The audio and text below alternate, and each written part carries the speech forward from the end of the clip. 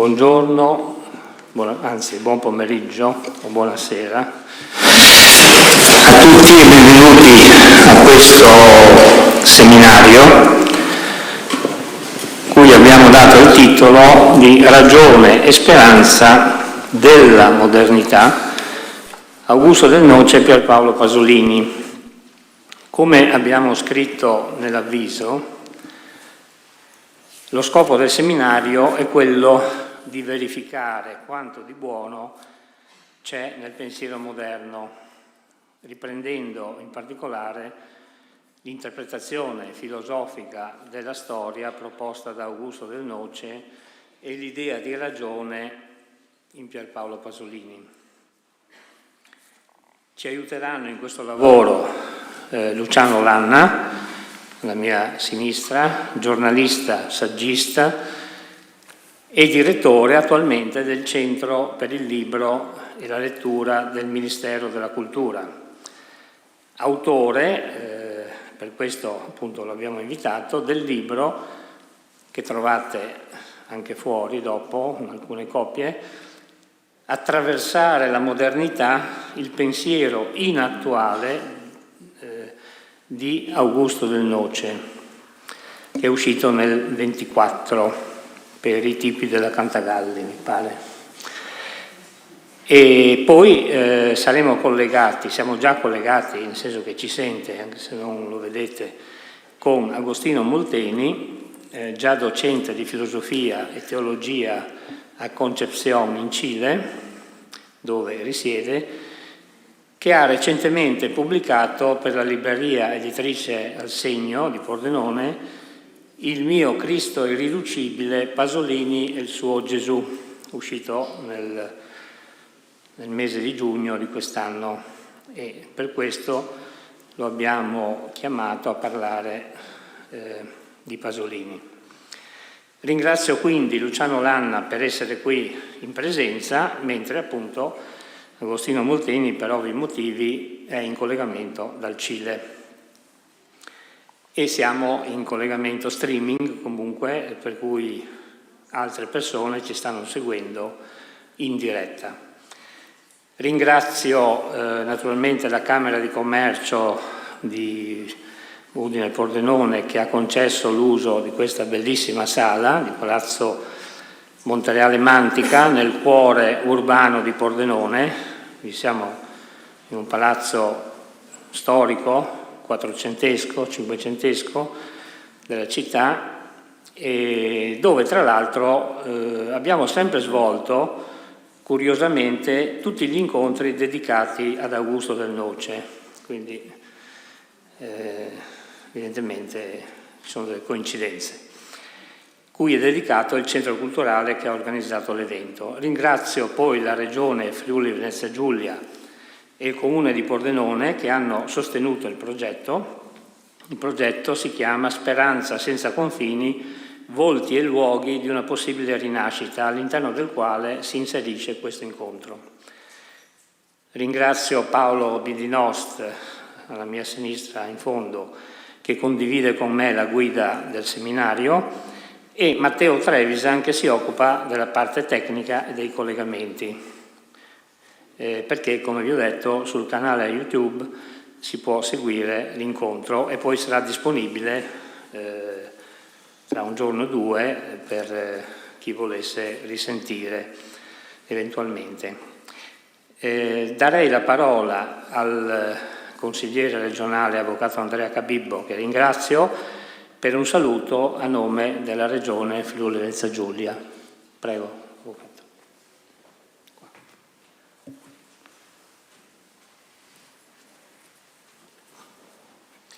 Mi siedo solo per comodità di microfono e non perché devo fare un discorso lungo. Ringrazio l'amico professor Roberto Castenetto, il Centro Culturale Augusto Del Noce per questo seminario.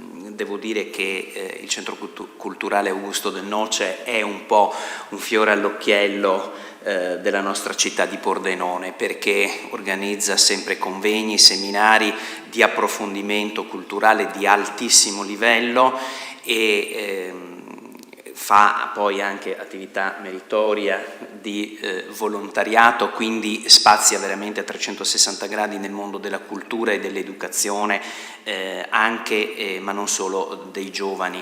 Ecco, mi sento appunto di dire che la Regione sostiene questa iniziativa, è un'iniziativa importante. Tra l'altro abbiamo celebrato pochi giorni fa l'anniversario dei 50 anni dalla morte di Pierpaolo Pasolini, e quindi è utile anche scoprire quei lati forse più nascosti anche del pensiero di Pasolini in rapporto ad un grande come Augusto Del Noce, perché parlavamo prima anche con uno dei relatori, il professor Lanna, che appunto mi ha già svelato il fatto che è un accostamento solo apparentemente così sorprendente, ma in realtà non lo è.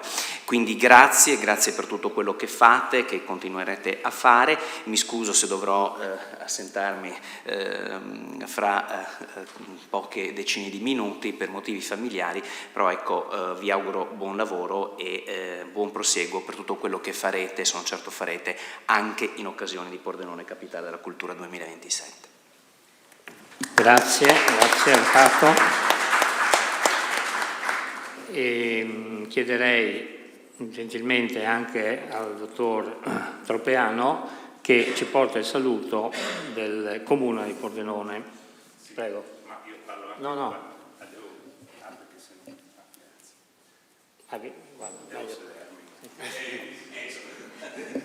Tocca.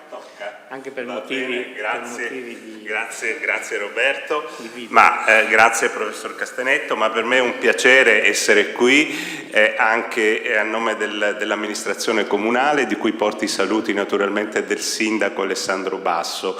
L'amministrazione comunale, come è stato detto, è vicino all'associazione Augusto Del Noce, ma non solo all'associazione, a tutto quello che fa. Oggi siamo qui, un seminario, io non commetterò sicuramente quello che è il fondamento su cui si basa appunto la discussione di oggi. È un momento importante. Augusto Del Noce, Pierpaolo Pasolini hanno sicuramente tra le loro diversità c'è un fil rouge che probabilmente stasera verrà svelato. Io credo che questo tipo di approccio, saluto naturalmente non solo il pubblico numeroso ma anche coloro che ci seguono online, perché credo che sia aperto a tutti, quindi questo è già un momento importante di crescita per tutti, per tutta la comunità, non solo pordenonese, anche provinciale, anche regionale, nazionale. Dicevo, questo tipo di modo di porsi all'interno della comunità pordenonese credo che sia il modo giusto, come è stato detto, proprio in vista di quello che sarà un momento topico per Pordenone Capitale della Cultura. Abbiamo bisogno di questi momenti impegnativi. Naturalmente noi siamo in presenza di illustri ospiti che saluto e ringrazio per la loro presenza, che sicuramente ci daranno quello che è un tema culturale molto importante, la speranza, il concetto di speranza. Io mi soffermo sul concetto di speranza perché credo che questo vada sicuramente estrapolato all'interno della filosofia dei due grandi. Non dico altro, dico solamente buon lavoro e grazie per aver organizzato questo convegno.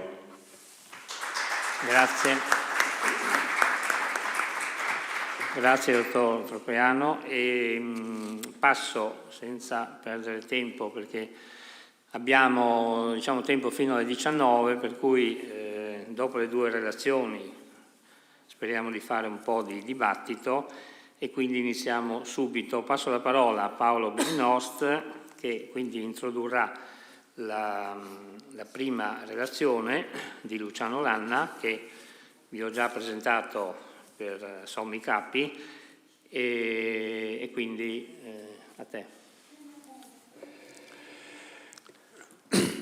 Buon pomeriggio a tutti.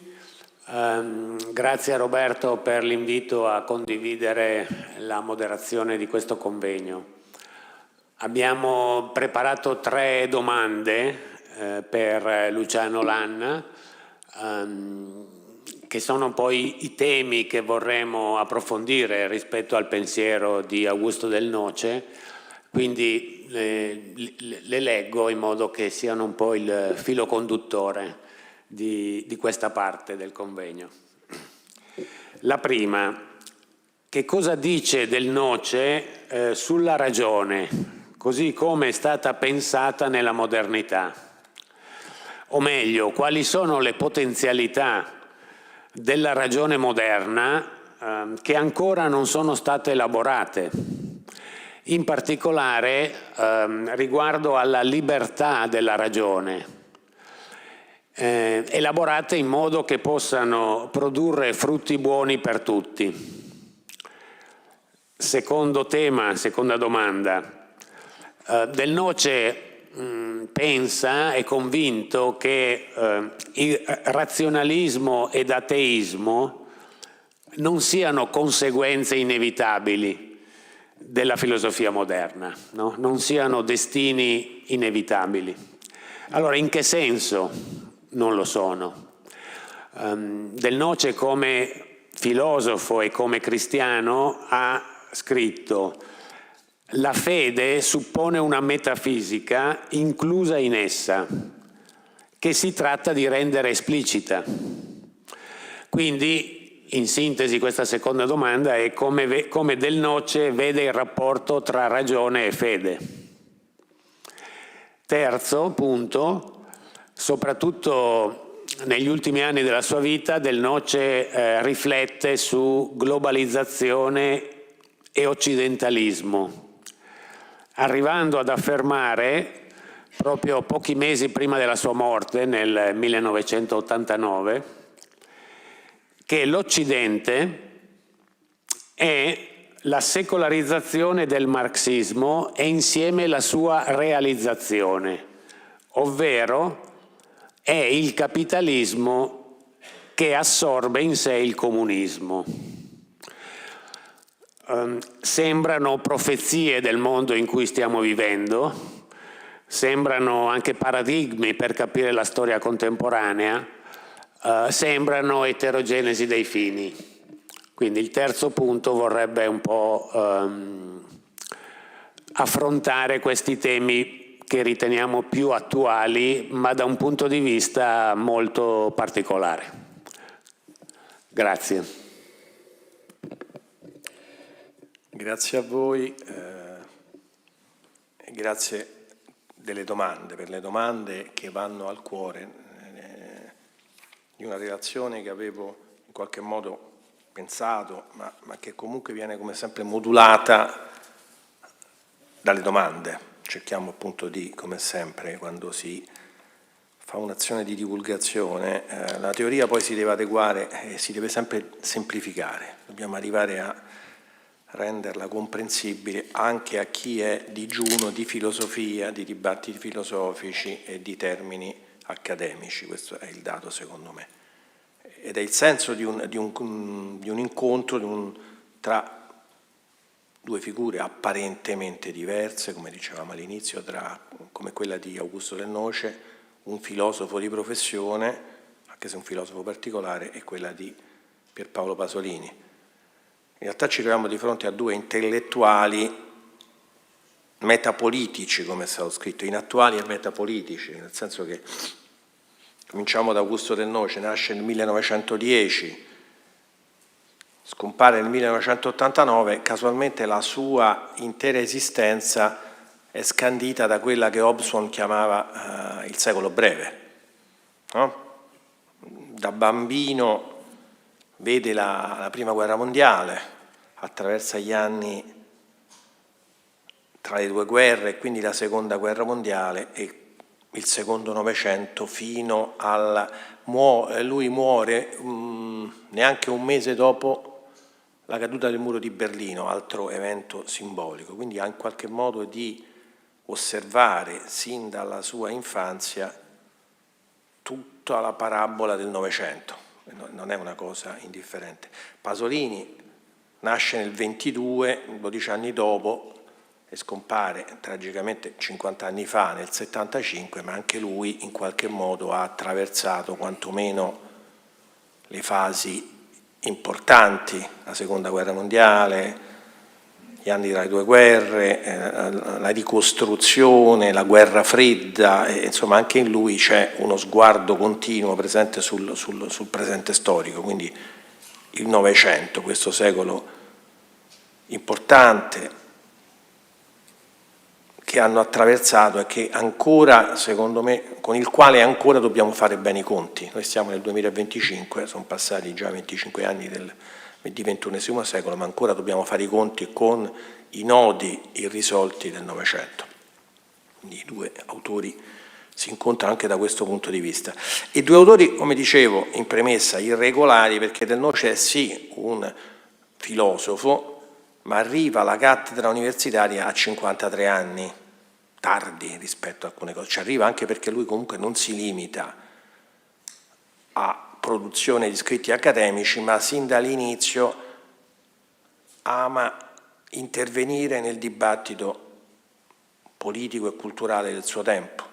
Quindi ha una sterminata produzione di articoli sui quotidiani, sui settimanali, sulle riviste, partecipare a convegni importanti, partecipa attivamente alla fondazione e all'animazione di due case editrici importanti, secondo me, che sono la casa editrice Borla prima e la casa editrice Rusconi negli anni 70, che segna molto nella costruzione di una alternativa rispetto alla cultura ufficiale della linea illuminista e marxista e via dicendo. E partecipa anche a processi politico-culturali in prima persona. Allo stesso modo, come definire Pasolini? Poeta, giornalista, regista, tante cose, però c'è anche una filosofia in Pasolini. Mi è capitato di studiarla per un convegno, per una cosa. Pasolini inizialmente si interessava di esistenzialismo ed è interessante la vicenda della tesi di laurea di Pierpaolo Pasolini. Sono gli anni dopo l'8 settembre, comincia una tesi di filosofia sull'esistenzialismo, c'è che con la famiglia deve fuggire da una regione all'altra, qualcuno sa le sue vicende biografiche, perde gli appunti di questa tesi. Allora a un certo punto dice, mi occupo di storia dell'arte, perché lui si interessava anche di storia dell'arte, e tenta una tesi con Roberto Longhi e storia dell'arte. Però poi a un certo punto deve cambiare ancora città e alla fine si adegua e fa una tesi su Pascoli in lettere, quindi c'era questo incrocio tra filosofia, storia dell'arte, che poi si riverbererà nel suo modo di fare cinema, uno sguardo caravaggesco nelle immagini, che però riverbera anche un approccio esistenzialista alla vita, e quindi c'è questa cosa qua di due autori, Del Noce e Pasolini, non schematicamente rigorosi in una sola dimensione, ma interessati a che cosa? Al proprio tempo. Del Noce, sin dall'inizio, spiega: mi occupo di filosofia perché voglio dare una risposta ai problemi del mio tempo, e una filosofia che non dà risposte al proprio tempo si annulla, diventa astrazione, diventa esercizio intellettuale retorico. Ecco, invece per lui fare filosofia significava capire le grandi questioni del proprio tempo e fornire una interpretazione in grado però poi di poter intervenire. Questo era il suo modo di fare filosofia. Per cui il titolo del libro che l'anno scorso ho dato alle stampe, che tenta di ricostruire tutta la biografia, e ho letto veramente tutta l'opera di Del Noce, l'ho intitolata Attraversare la modernità, perché il suo approccio è quello di un attraversamento, attraversare la modernità, attraversare la storia, non isolarsi dalla storia in un'astrazione. Per cui quando ad esempio viene pensato Del Noce come un tradizionalista, si commette un errore. Non ha uno schema per cui bello il mondo della tradizione, organico, perfetto, quello che viene da un certo punto, perché lo schema tradizionalista classico è che o la riforma protestante, o la filosofia di Cartesio, o la rivoluzione francese, o la rivoluzione russa segnano uno spartiacque nella storia, per cui c'era un bel mondo di ieri e poi dopo c'è una decadenza continua. Non è questo l'approccio di Del Noce, e anche per questo, e veniamo alle domande che sono all'interno di di 3 questioni fondamentali: ragione, filosofia moderna e modernità, trascendenza, lo semplifico, e poi lo sguardo sul presente, per le cose sul totalitarismo nuovo, occidentalismo, unificazione, globalizzazione, che ci sono tutte, e sul quale alla fine diremo anche qualcosa sulla sintonia con l'ultimo Pasolini, con il Pasolini degli scritti corsari e delle lettere luterane, che è un Pasolini più teorico, non più poetico o narrativo. La grande questione è quella di che cos'è la modernità, che cos'è moderno. E su questo ci sono tanti equivoci appunto nella filosofia che interpreta le cose. E cos'è la ragione? Questo anche è giusto.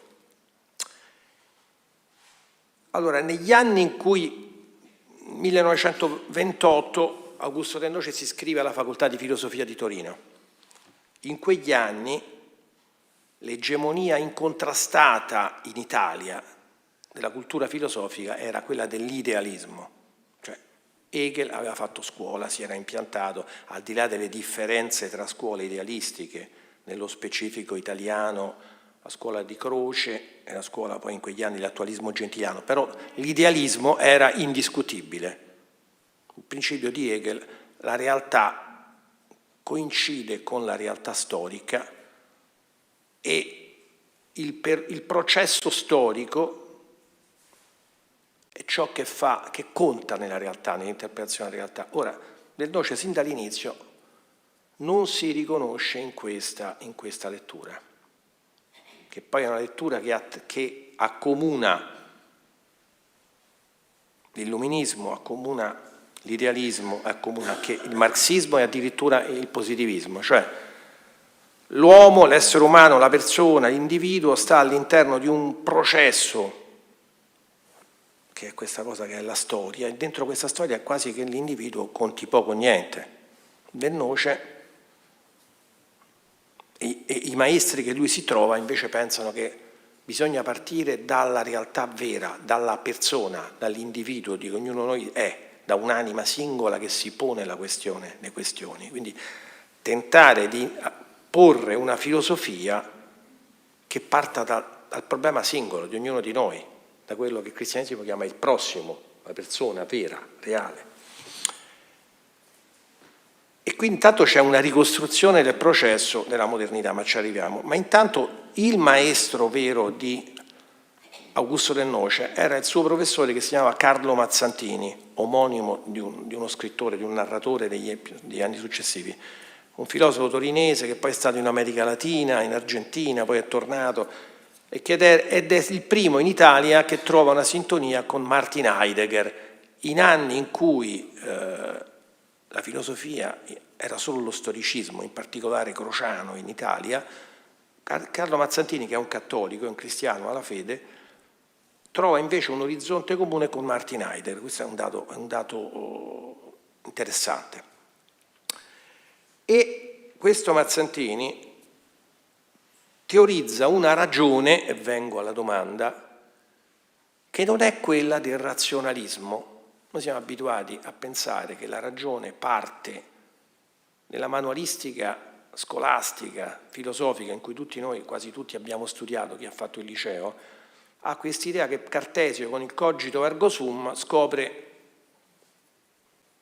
la ragione, che poi viene perfezionata dagli illuministi, diventa un processo assoluto con Hegel, ma è questa ragione qua, no? Quella ragione che coincide con il pensare.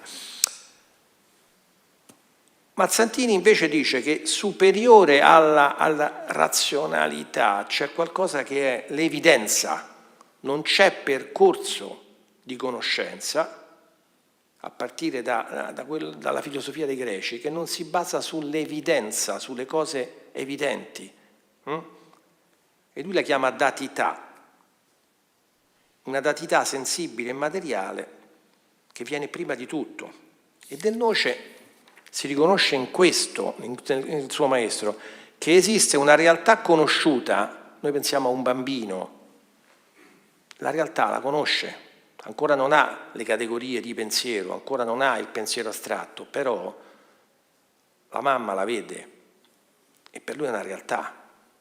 Le altre persone che sente, le voci che sente, c'è qualcosa che è dato e che è preliminare al pensiero. Ecco, l'evidenza viene prima dei processi costruiti dalla razionalità. Questo è il dato, la datità. Per questo Mazzantini, e quindi anche per Del Noce, il dato iniziale della filosofia non è tanto il cogito, ma la realtà, viene prima di tutto. E questa realtà viene difesa da questi pensatori ancora al di là delle varie filosofie che si succedono, cioè c'è un qualcosa che accomuna Platone, Aristotele, Sant'Agostino, San Tommaso, al di là delle differenze, che è proprio questo dato dell'evidenza, dell'intuizione intellettuale che viene prima dell'argomentazione teorica. L'intuizione, la realtà. Quando è, secondo Del Noce, che c'è la dissociazione tra questo modo, da questa base di partenza di ogni riflessione filosofica, quando con la costruzione del razionalismo, di quello che poi è stato chiamato razionalismo, si procede a una antitesi tra il pensiero greco e il pensiero cristiano medievale e medievale. E Mazzantini e Del Noce invece dicono che esiste una continuità tra pensiero greco e pensiero cristiano.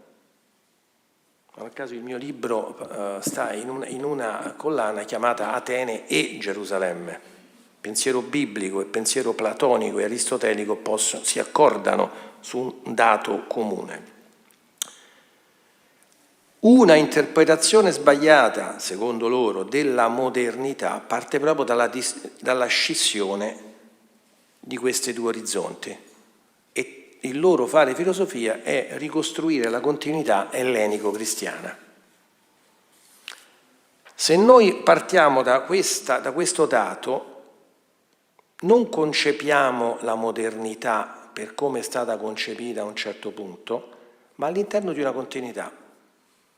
Uno degli interlocutori di Del Noce, che è stato il grande filosofo Étienne Gilson, il più grande studioso di filosofia medievale del secolo scorso, ed era un amico e un interlocutore di Del Noce, ci teneva a spiegare che non è che il Medioevo sono 1000 anni e poi il giorno dopo, sabato, finisce il Medioevo e la domenica comincia l'età moderna.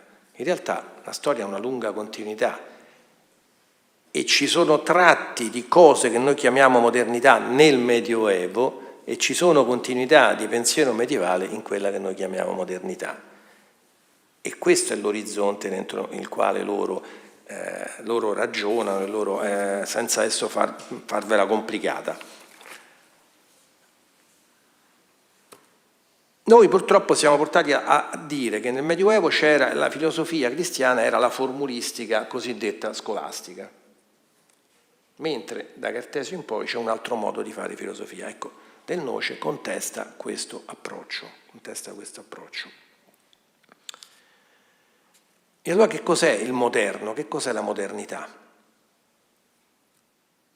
Del Noce dice: l'essenza di ciò che noi chiamiamo moderno sta, parole sue, nella crisi della fiducia in valori permanenti.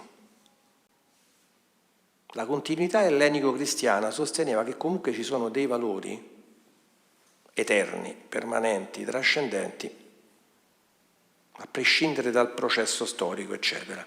Ecco, si può parlare di modernità nel momento in cui, poi possiamo vedere anche le ragioni storiche, questa fiducia degli uomini, di quella che veniva chiamata res publica cristiana ed europea, un orizzonte, una koiné comune in cui la civiltà europea si è mossa per secoli, per più di 1000 anni, questa cosa comincia a essere, come dire, non percepita come un dato oggettivo.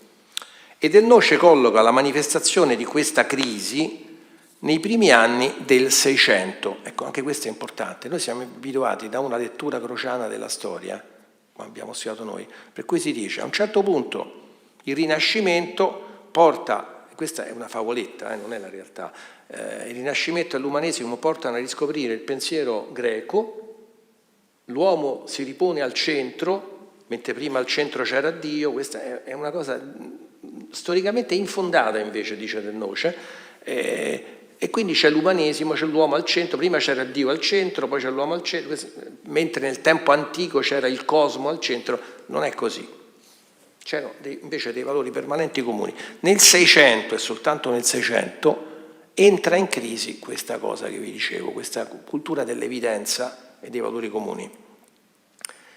E va collocata questa autoconsapevolezza della modernità nel periodo successivo alle guerre di religione, nel Seicento. Questo è il dato su cui Del Noce batte e ribatte in più occasioni. Per Del Noce il momento genetico della modernità è il periodo che succede, come dicevo prima, alle guerre di religione. Collocata nel suo contesto storico, ossia nel quadro conflittuale che caratterizzerà l'Europa cristiana dopo la Riforma protestante, la genesi del pensiero moderno sarà l'esito di una crisi epocale senza precedenti. All'origine storica della modernità vi sarebbe, a quanto suggerisce Del Noce, il disorientamento culturale e spirituale determinato dalle lacerazioni delle guerre di religione. Pensate, guerre tra cristiani, per motivi oggettivamente poi legati a questioni dinastiche, di potere, di statualità, eccetera, eccetera, però fatte tutte in nome della religione cristiana. Sta cosa è lacerante, altro che umanesimo, rinascimento, eccetera. Ed è questo il dato che pone in crisi quella fiducia nei valori permanenti. Il moderno, quindi sarà moderno il pensiero che deriverà da una tormentosa crisi interna al mondo cristiano, che esplode e deflaga in quelle guerre di religione che fino alla pace di Westfalia 1648 devasteranno sanguinosamente l'Europa. Se qualcuno si è andato a leggere un po' delle cronache o dei libri sulle stragi, la violenza devastante di quel periodo, paragonabile a anche più del fondamentalismo nei primi anni 2000, cioè è stata una cosa tremenda. Ad esempio Ernst Troeltsch, anche lui riporta questa cosa e Del Noce la fa sua, dice: l'età moderna ha una data di nascita successiva a quella con cui noi siamo abituati a pensare. I punti di partenza del mondo moderno si trovano nel generale distacco dal mondo vincolato dall'autorità ecclesiastica. E tale distacco è il risultato soltanto delle grandi guerre di religione che sconvolsero la Germania, l'Austria, l'Olanda, la Francia e l'Inghilterra. Nello stesso momento in cui la patria del Rinascimento, cioè l'Italia, cadeva in una cimiteriale pace spagnola.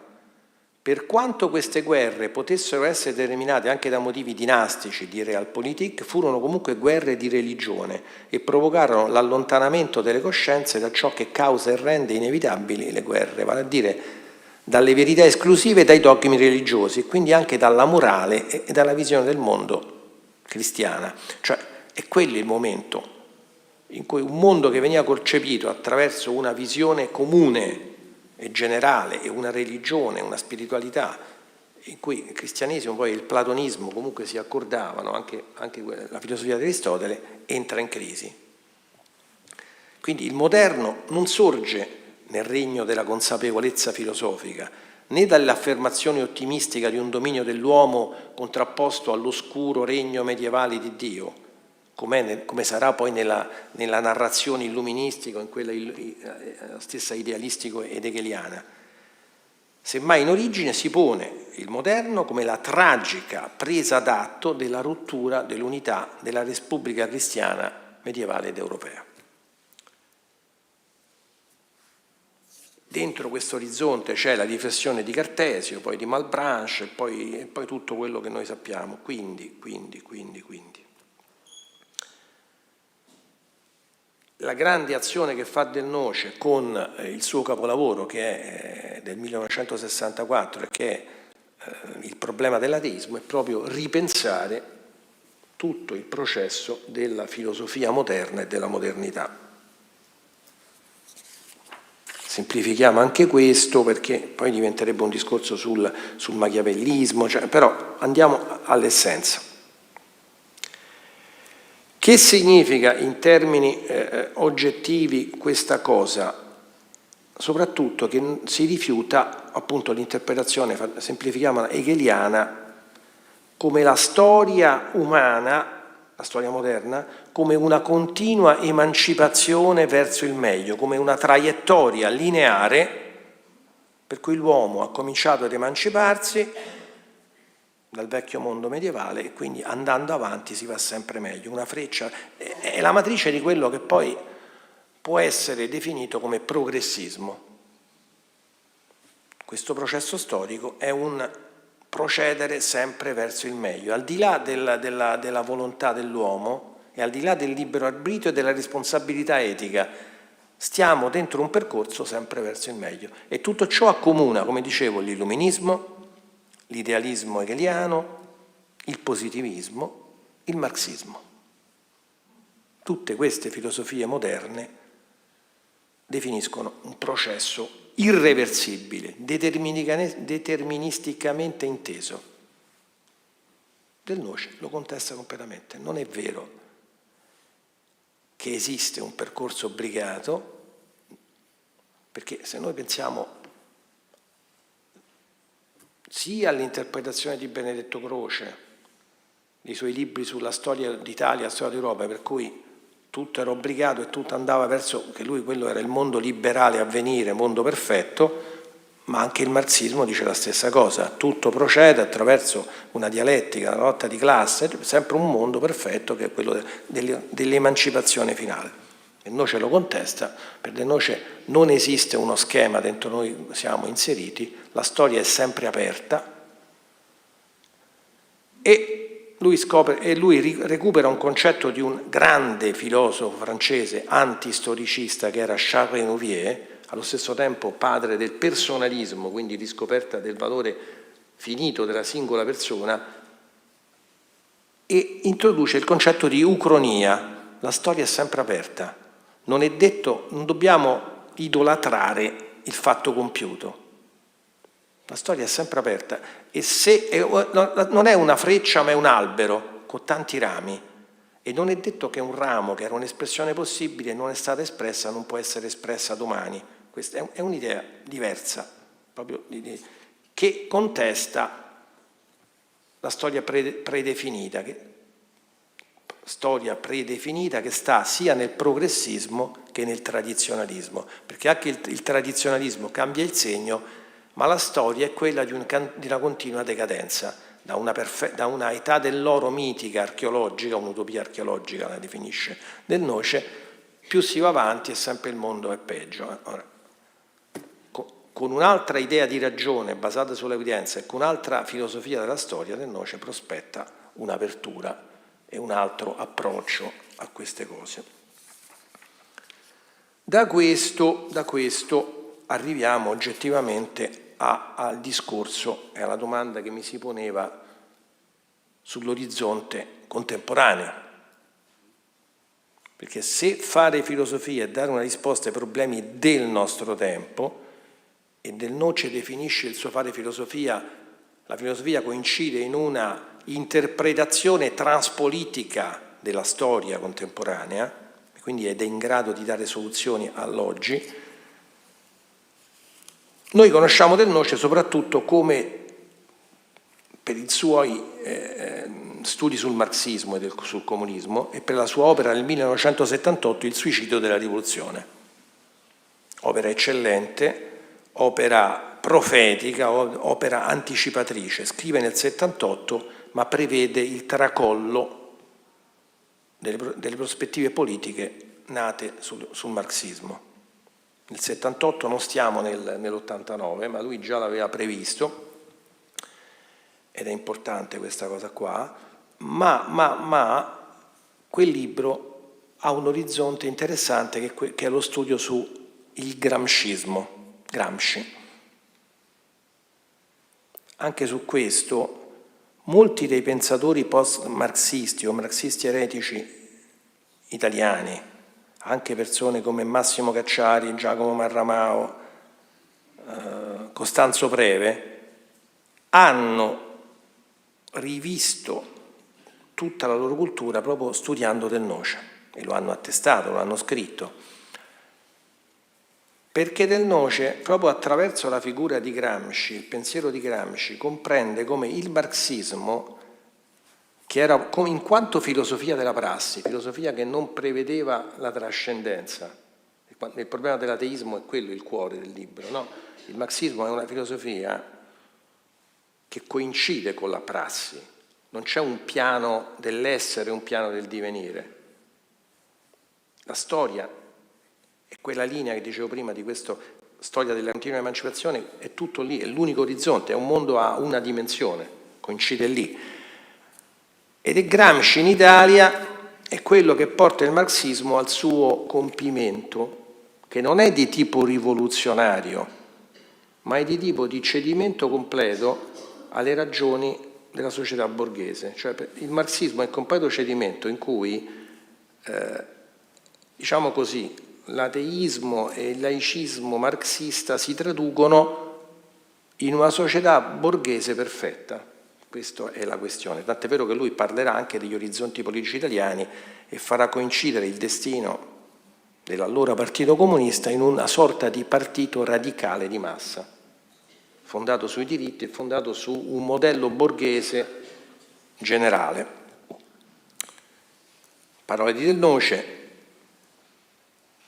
A un certo punto lui dice che il nuovo liberalismo globalista, lui ne scrive nell'89, quando c'è il tracollo dei regimi dell'Est, il nuovo liberalismo globalista sta andando, è l'orizzonte ultimo del marxismo, non è la contraddizione.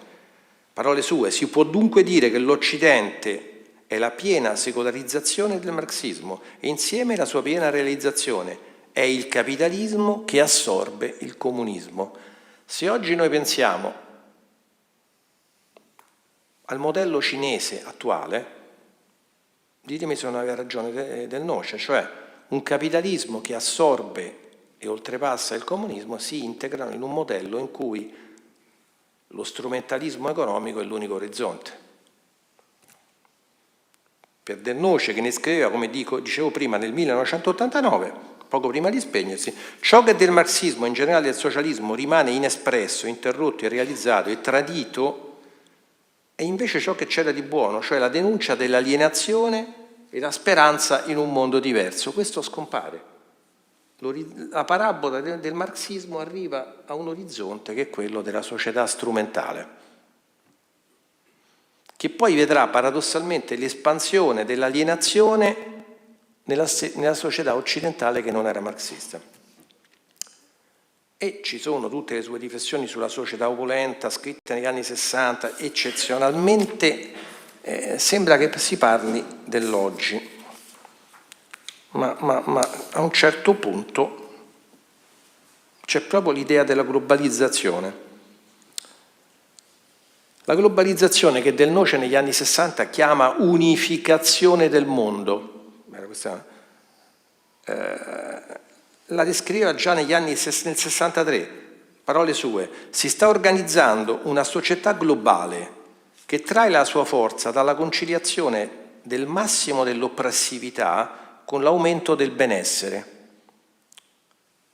Di fronte a questa presa d'atto il filosofo torinese, cioè lui, arriva a domandarsi: significa che il pieno fiore della civiltà tecnologica coinciderà con il rispetto di tutti gli individui visti nella loro individualità? Mi pare un'illusione.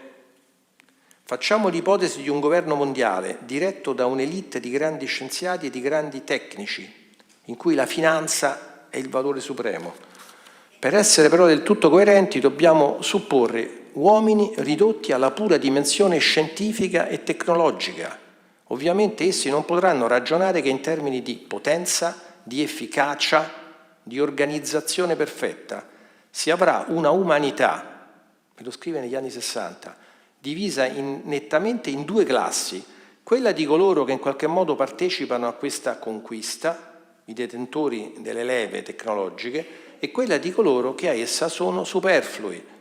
Se anche si vorrà pensare che a costoro verrà garantito un minimo vitale, essi però non potranno che servire sapendo che ogni tentativo di sottrarsi alla loro condizione è del tutto inutile e assurdo per la potenza senza pari che sarà concentrata in poche mani, quella dei custodi della religione tecnologica. 1963, mi sembra in qualche modo che si parli del mondo d'oggi. In un altro importante passaggio Del Noce chiarisce come questa unificazione del mondo costituisca la vera minaccia dopo il fallimento novecentesco dei totalitarismi politici. La definisce con il termine di occidentalismo, attenzione, non occidente, che è un'altra cosa, occidentalismo è un'ideologia, individuato e tematizzato attraverso un testo del 1943 di Simone Weil, filosofa che lui contribuisce anche a far tradurre in Italia e che anche lei aveva queste intuizioni. La sintonia con la filosofa francese è totale e nel 70, in un saggio importante, Del Noce scrive: quel che Simone Weil temeva si sta avverando e quel pericolo maggiore è rappresentato dall'occidentalismo, che non può non agire come principio unificatore di tutto il mondo, in nome della fama di consenso generale che è propria della scienza moderna, unico valore che può riconoscere. E quest'America, investita da una funzione egemonica del negativismo europeo, si trova a dover assumere la leadership del mondo, la quale dovrebbe portare, se riuscisse, alla coincidenza, questo è importante, di massimo di unificazione e massimo di nuovo colonialismo, anche se naturalmente si tratta di un colonialismo che non si dà come tale e, quel che è peggio, neppure viene avvertito come tale. Per Del Noce vi sarebbe in definitiva un filo che accomuna i fenomeni totalitari del Novecento alla successiva società opulenta degli anni 60, a quella tecnocratica e postmoderna di oggi. Quel tratto scaturisce, per sue parole, dalla irreligione occidentale, cioè la scomparsa dell'universo dal nostro mondo, della trascendenza. Tutto è immanenza, quindi anche da questo punto di vista quello che si paventava della modernità marxista o illuminista prosegue. Siamo nella nuova forma del totalitarismo, di una barbarie della riflessione, per dirla con i termini del suo Giambattista Vico, in cui annotava esplicitamente Del Noce nel 1972, parliamo più di 50 anni fa, virgolette, i superstiti credenti in un'autorità trascendente di valori saranno emarginati e ridotti a cittadini di seconda classe. Pensiamo a tante cose del mondo di oggi, confinati al limite in campi di concentramento morali. In altre parole, lui definiva quella che chiamerà anche la società radicale, profetizzata in una lettera del gennaio 1984 al suo allievo Rodolfo Quadrelli, e la definiva nei termini di un totalitarismo nuovo, che non è quello staliniano, quello hitleriano, ma un nichilismo diverso da quello tragico del passato, di cui forse si potevano trovare le ultime tracce anche nel terrorismo degli anni 70. Il nichilismo oggi corrente, scrive Del Noce, è un nichilismo morbido, è un nichilismo gaio, nei due sensi, che è senza inquietudine, forse si potrebbe addirittura definirlo per la soppressione dell'inquietum cor meum agostiniano, e anche qui c'è una cosa secondo me molto interessante scritta negli anni '80 e che ha una sua metafora perfetta nell'omosessualità. Si può infatti dire che intende l'amore sempre omosessualmente, anche quello tra uomo e donna, tra marito e moglie, cioè c'è la perdita della specificità, c'è un mondo oggi diremmo fluido in questo totalitarismo. Non per nulla, diceva Del Noce, trova i suoi rappresentanti in molti ex cattolici, corteggiati ancora da cattolici, che riconoscono in loro qualcosa che trovano sul fondo. Tale nichilismo è esattamente, definizione, la riduzione di ogni valore a valore di scambio.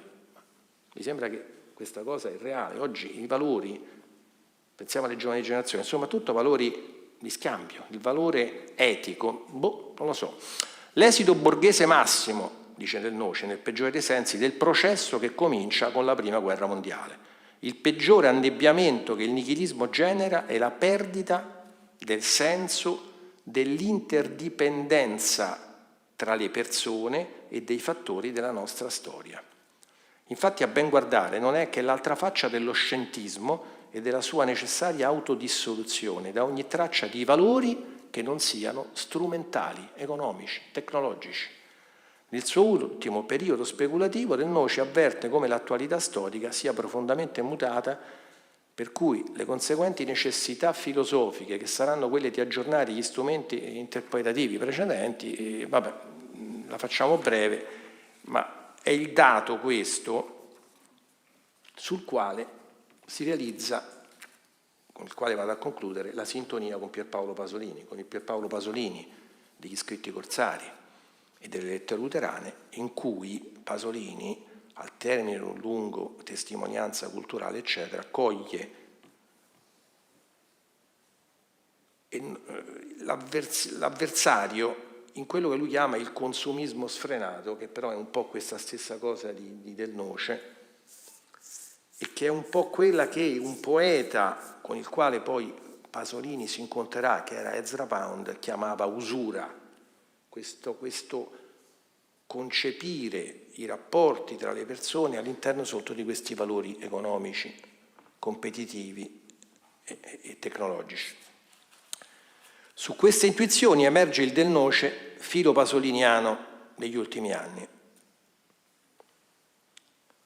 che denunciava il rischio totalitarista anche, sono parole sue, nel post-fascismo, quindi negli anni 70, 80, eccetera.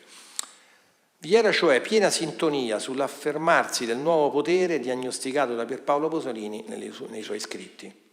Del resto, Del Noce aveva sempre riconosciuto nello scrittore regista uno dei migliori diagnostici di una fenomenologia sociale e antropologica che è ben descritta dalla metafora della scomparsa delle lucciole e con il concetto pasoliniano di genocidio culturale, che sono le parole che Pasolini introduce in quegli scritti corsari.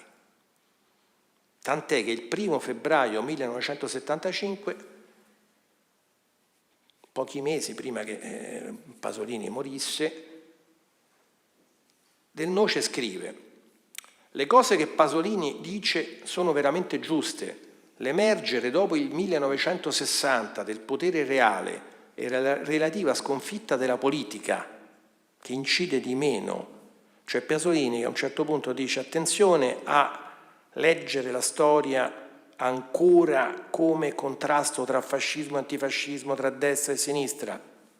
No, c'è qualcosa di più profondo, di più importante, di più significativo, ed è qualcosa di potente che sta omologando tutti. Negli scritti corsari lui, attenzione, dice i giovani di destra, i giovani di sinistra, i giovani cattolici, i giovani laici sono tutti accomunati, vestono tutti allo stesso modo e alla fine il loro orizzonte è quello dettato dal consumismo e dalla televisione.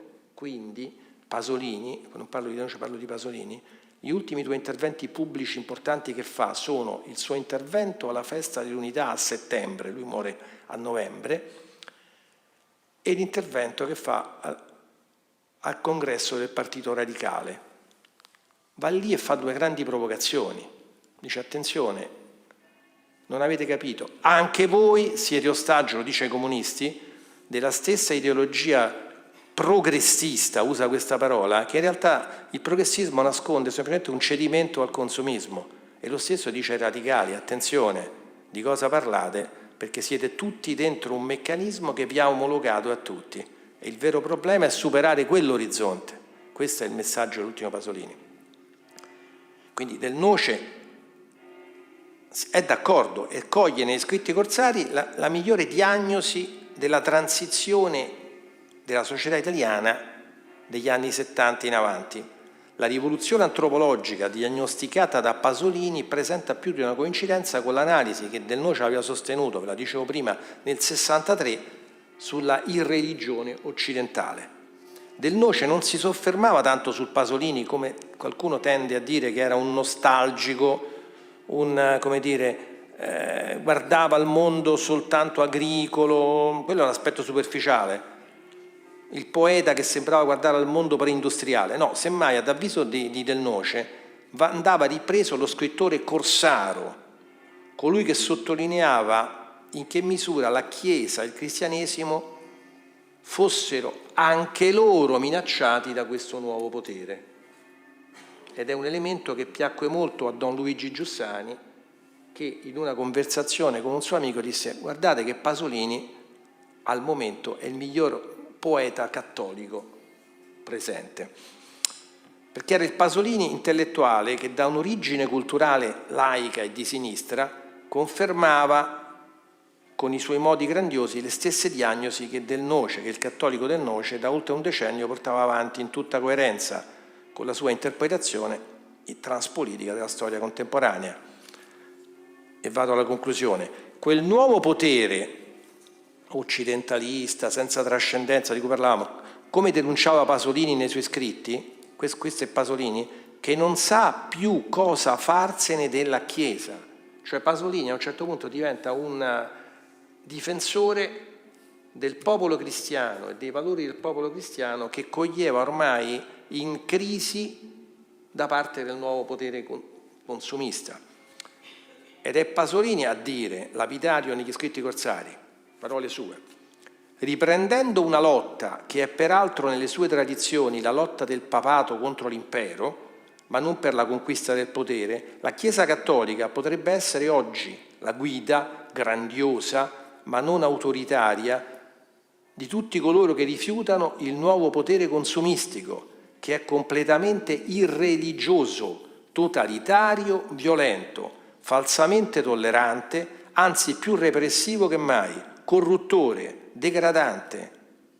Mai come oggi ha avuto senso l'affermazione di Marx per cui il capitale trasforma la dignità umana in merce di scambio. È questo rifiuto, è ancora Pasolini che parla, che potrebbe dunque simboleggiare la Chiesa, ritornando alle origini, cioè all'opposizione, alla rivolta a questo mondo. O fare questo o accettare un potere che non la vuole più e che la porterebbe a suicidarsi. Se pensiamo al mondo sempre più laicizzato, in cui la Chiesa ha sempre meno forza, è un'analisi, quella pasoliniana degli scritti corsari, che non contrastava con la tesi di Augusto Del Noce, e concludo, secondo cui anche la funzione della Chiesa cristiana, della Chiesa cattolica, e lo scrive nel 1978, è quella di non adeguarsi al mondo, ma di contestarlo. Ed è forse la migliore risposta a quel suicidio della sua essenza, quale processo di eterogenesi dei fini che anche Del Noce poneva come prospettiva. Quindi anche da questo punto di vista, con uno sguardo alla Chiesa, la sintonia di Del Noce e Pasolini è lapidaria. Grazie.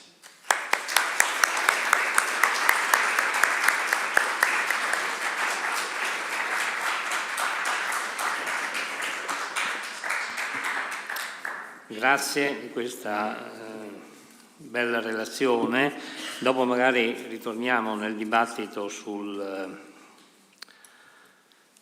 origini della modernità, come vogliamo chiamarle, perché c'è il punto di Cartesio che va secondo me approfondito, perché comunque Cartesio, per quel che io ho capito, tenta una riforma filosofica e anche teologica per rispondere alla crisi libertina, allo scetticismo che era un fenomeno d'élite, ma che stava invadendo le corti d'Europa e le élite europee, che poi sarebbe passato nel popolo anche.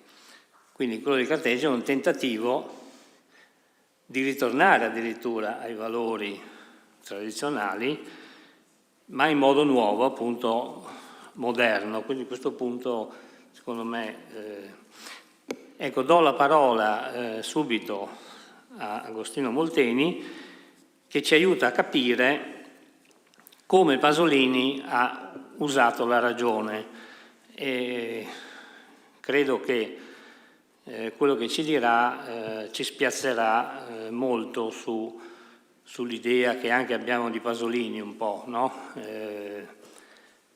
Quindi un Pasolini certamente nuovo, quindi do la parola a lui, dovrebbe essere, cioè lui ci sente, eccolo qua, è comparso. Grazie allora a Molteni di questa fatica che segue appunto il libro che abbiamo presentato quest'anno, dove già aveva cominciato a sviluppare questa idea di ragione in Pasolini. Prego. Mi sentite? Sì, benissimo. Bene, saluto a tutti dal Cile, saluto il dottor Lanna.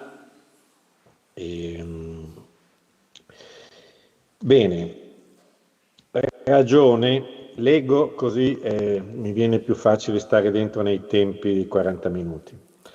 Ragione, speranza, modernità. Che significato hanno avuto per Pasolini? Parlerò in termini positivi. Ieri leggevo quello che scrive Baudelaire nel suo Il pittore della vita moderna, quando lui dice è un segno di pigrizia parlare male della modernità. Lui ha un capitolo proprio in questo libro che parla della modernità. Lui dice che è troppo facile, è troppo comodo, è troppo pigro parlare sempre male della modernità, mentre lui, Baudelaire, scrive: bisognerebbe estrarre la bellezza, anche se minima e leggera, di quello che è la modernità, che lui la definisce così: il transitorio, il fuggitivo, il contingente, cosa che lui lo scrive nel 1863, e cosa che riprende quello che aveva detto Marx nel manifesto del Partito Comunista, quando, anticipando di molto quello che dopo dirà Bauman sulla società liquida, Marx scriveva e descriveva così la modernità: si dissolvono tutti i rapporti stabili e irrigiditi, con il loro seguito di idee, di concetti antichi e venerandi,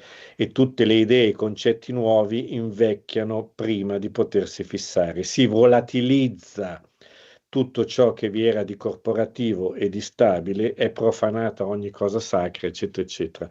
Quindi, seguendo Baudelaire, non parlare male della modernità, perché già sappiamo un po' tutti i disastri, basta vedere l'evidenza delle guerre e dei campi di concentramento, eccetera, eccetera.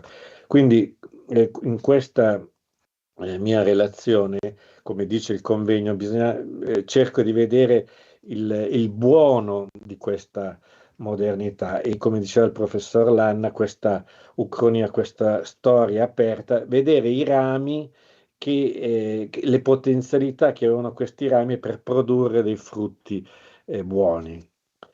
Pasolini si definiva più moderno di ogni moderno. In una famosissima poesia scrive: e io, feto adulto, mi aggiro più moderno di ogni moderno a cercare fratelli che non sono più. Se prendiamo sul serio la frase di Oscar Wilde in Un marito ideale: essere troppo moderni è pericoloso, si passa di moda subito. Si può dire che la sua tragica morte è stata un delitto contro il suo pensiero. Anzi, contro il suo modo di condurre la ragione in modo moderno. E qui è importante per me specificare il significato etimologico della parola moderno. Etimologicamente moderno significa in atto, nel presente, cioè su due gambe, con il modo di condurre la ragione in atto nel presente su due gambe. Il fatto, come ha ricordato anche il professor Lanna, il fatto è che troppo spesso si è visto Pasolini come conservatore. Hanno organizzato da poco un convegno titolato Pasolini conservatore. Si è considerato a Pasolini come antimoderno, come un uomo nostalgico di un passato contadino, cioè un provincialotto.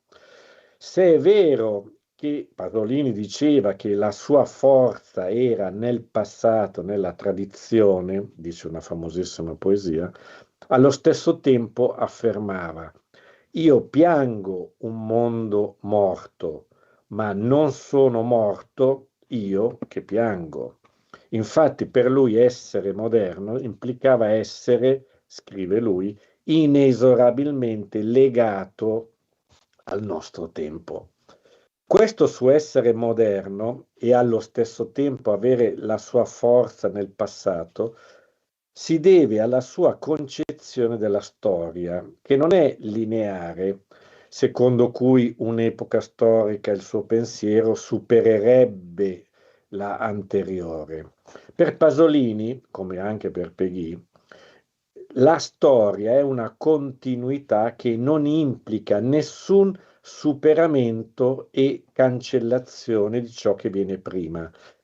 In questo bisognerebbe leggere la Divina Mimesi, in cui lui scriveva: nessuna promozione, nessun avanzare della storia cancella mai lo stato anteriore. Anzi, lui dice che come l'adulto non cancella il bambino, gli stati primi, cioè il bambino, è il più importante. In questo riprendeva il pensiero di Cristo, che era diventato, secondo me, come ho scritto nel mio libretto, carne della sua carne. Certo, la modernità non si deve intendere come un blocco monolitico. È chiaro a tutti che per Pasolini lui riconosceva l'esistenza di una cattiva modernità. Diceva negli scritti corsari: darei l'intera Montedison per una lucciola.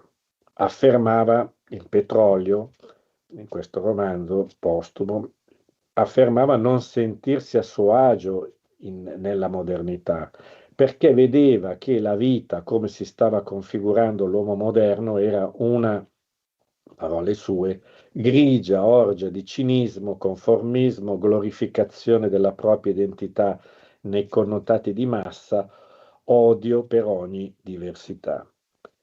Però d'altra parte riconosceva che la modernità non era tutta da buttare, anzi, e si arrabbiava con i cristiani a causa del loro disprezzo per la cultura moderna.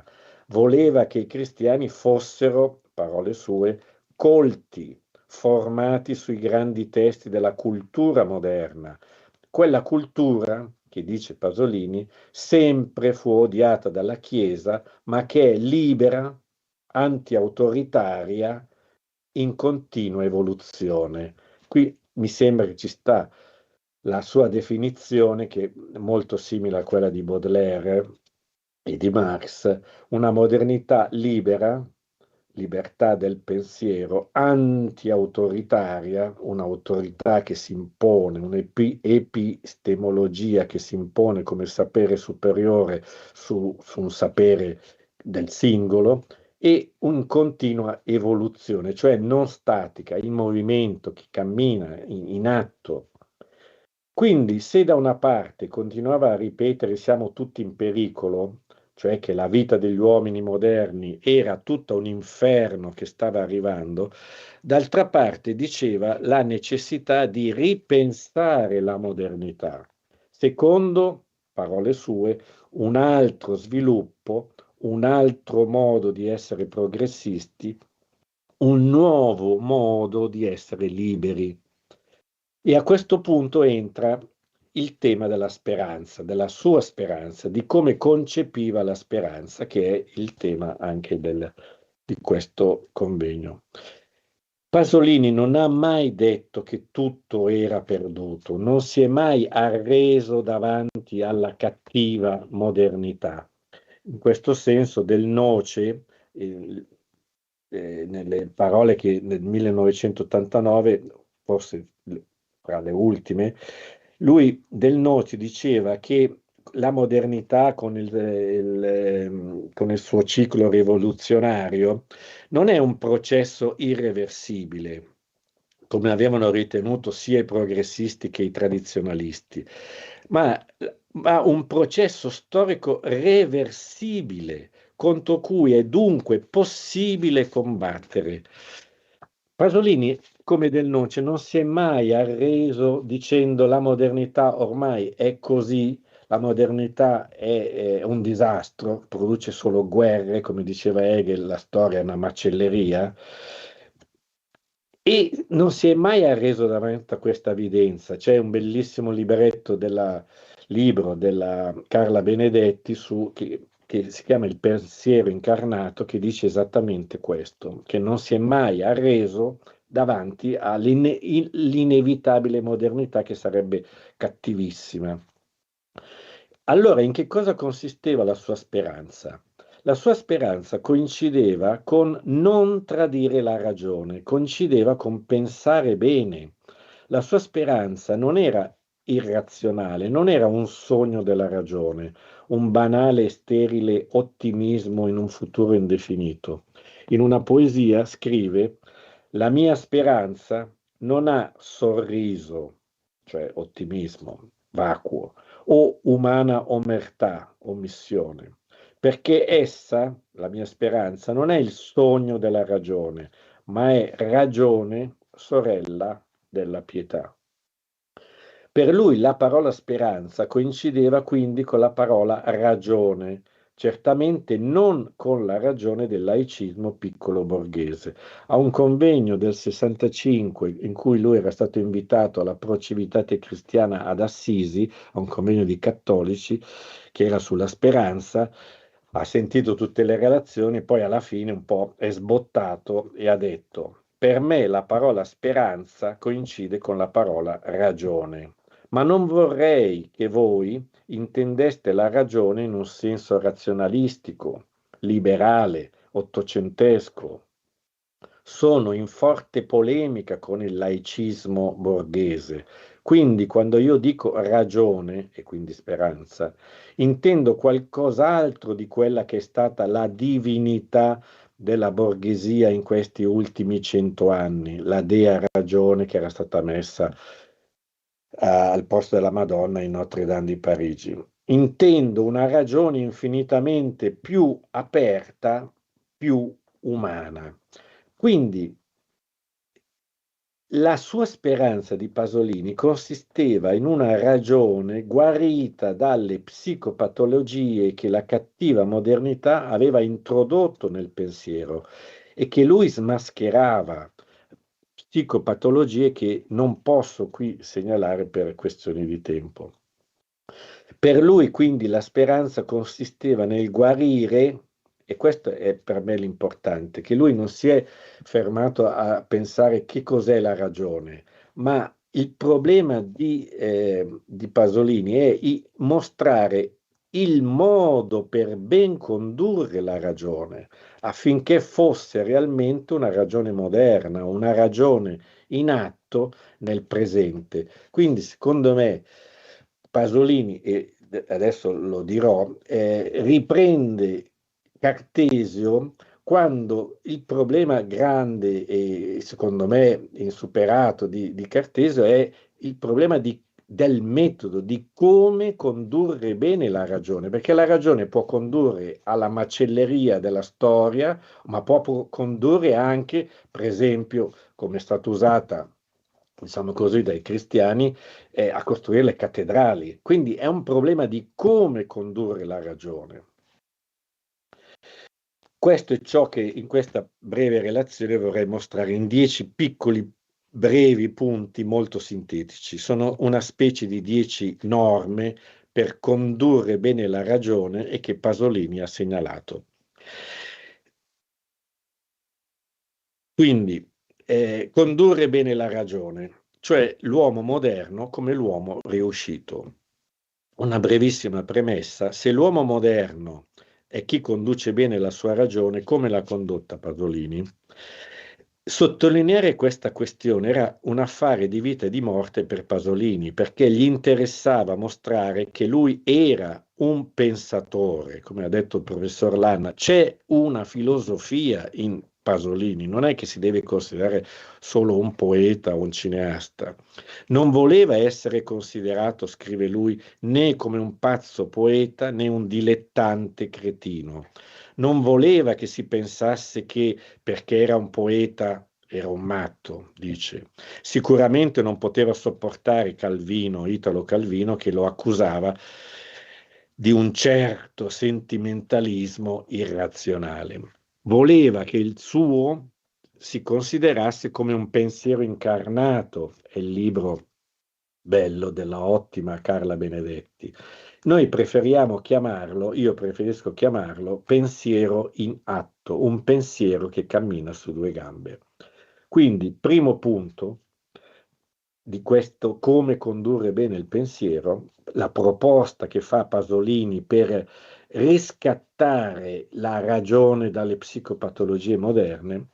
Primo punto, condurre il pensiero come una capacità e potere del singolo soggetto.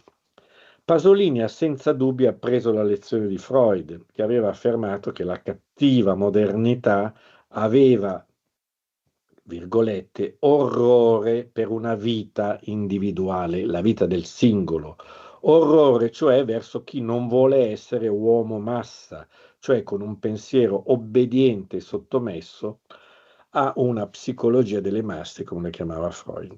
In tal senso Pasolini rivendica al singolo, al soggetto, il potere di pensare, intendendo il termine potere come un verbo, potere, non come sostantivo in maiuscola, il potere.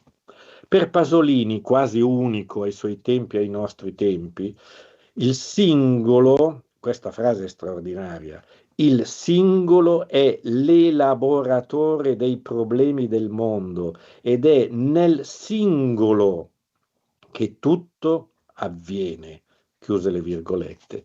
Il vero potere è dunque quello del pensiero del soggetto, che è primum ius, cioè primo diritto rispetto al secondo diritto che è quello dello Stato, ma anche quello del potere dominante. Questa insistere di Pasolini dicendo il soggetto, il singolo ha questo potere che è infinitamente più potente del potere dominante. Il potere del singolo sta quindi nel poter pensare, è quello che lui chiama il vecchio e stupendo privilegio di pensare, cosa per nulla scontata. Lui dice pensare, dirsi ecco, ora penso, posso pensare. Posso pensare è l'affermazione della libertà del pensiero, la libertà di condurre la ragione non sottomessa a nessuna istanza superiore, a un comando, neanche venisse da Dio. A questo riguardo penso che Pasolini sottoscriverebbe in toto l'affermazione di Péguy, che deve aver letto, perché Gramsci parla bene di Péguy nei suoi quaderni del carcere. Péguy quando diceva, frase bellissima, la ragione non ammette rivalità né imposizioni, ma solo cooperazione e collaborazione.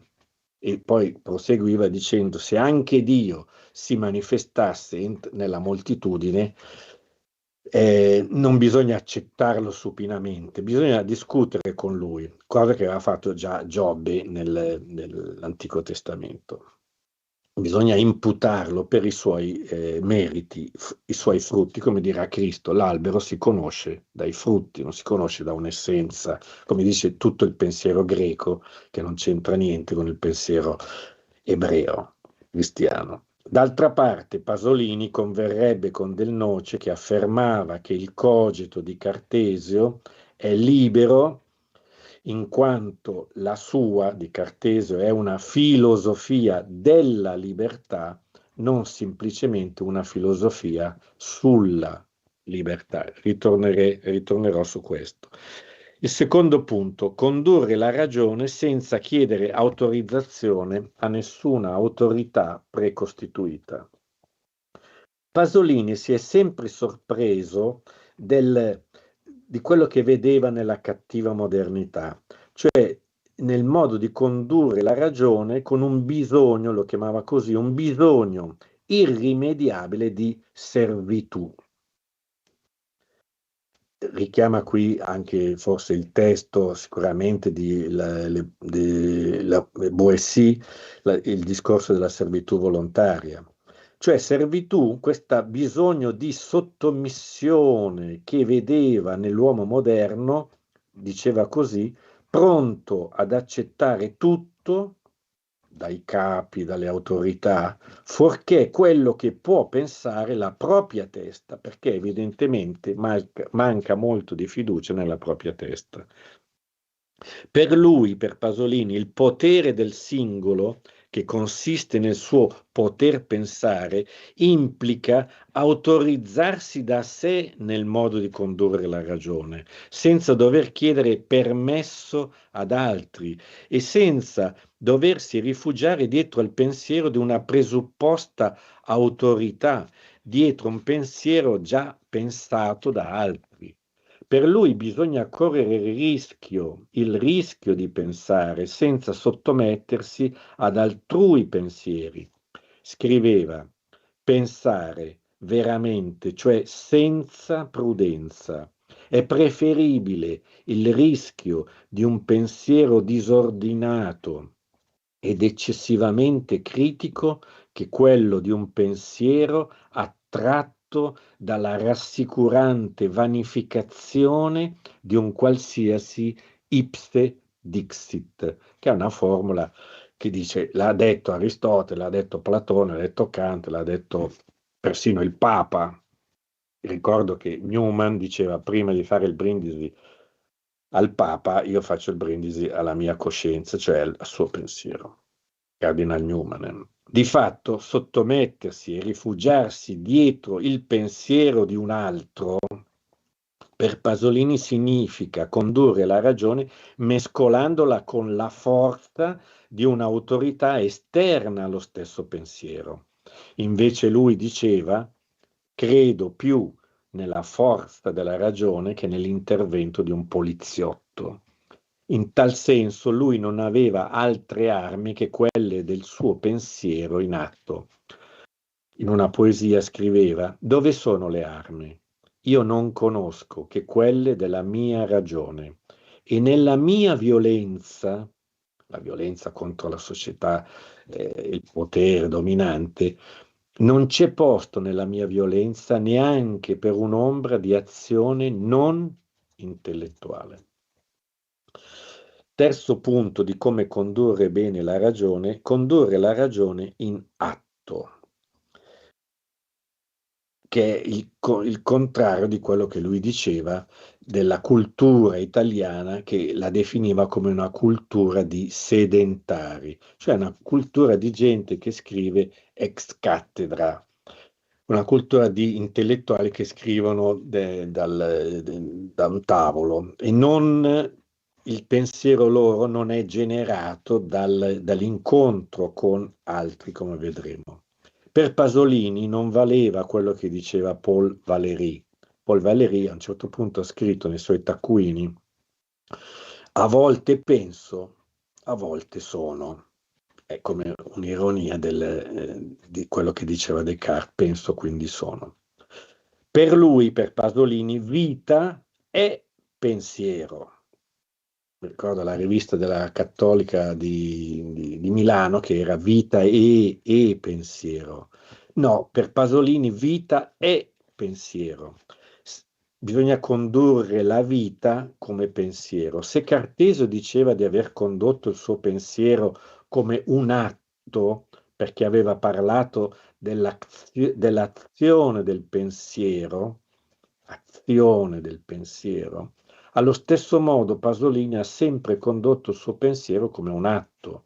Diceva, virgolette, la vita consiste prima di tutto nell'imperterrito esercizio della ragione, non certo nei partiti presi e tantomeno nel partito preso della vita che è puro qualunquismo. Inoltre diceva, la vita è vita perché assunta nella nostra ragione e, diceva anche, il tempo della vita è pensare, non vivere. Condurre quindi la ragione in atto come vita. Quarto punto, pensare barbaro senza presupposti. Pasolini sarebbe stato d'accordo con Peggy che diceva c'è qualcosa di peggio di avere un cattivo pensiero e avere un pensiero già fatto, abituato. Per Pasolini pensa bene chi pensa barbaro, usa molto questa espressione barbaro. Cioè chi è il barbaro per Pasolini?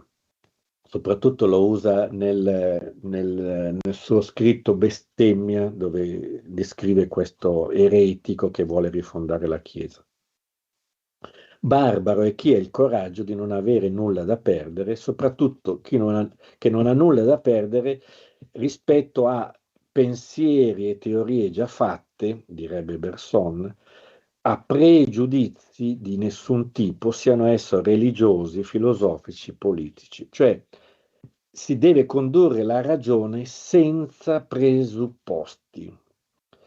È una patologia della cattiva modernità, presupposti che Pasolini dice che sono sempre ontologici, cioè l'essere, la bellezza, la verità, la bontà, anche Dio come presupposto con tutti i suoi attributi di potenza, bisogna pensare senza presupposti. Un esempio di questo suo pensare barbaro, senza teorie presupposte, è nella risposta data a Italo Calvino che si augurava di non incontrare mai un giovane fascista. Al che Pasolini, libero da teorie presupposte, rispondeva. E questo può valere per la situazione mondiale, ma anche per la situazione soprattutto italiana, politica. Diceva, augurarsi di non incontrare mai dei giovani fascisti è una bestemmia, perché al contrario, questa è la libertà di Pasolini, noi dovremmo far di tutto per individuare questi giovani fascisti, per incontrarli. Essi non sono i fatali e predestinati rappresentanti del male, non sono nati per essere fascisti.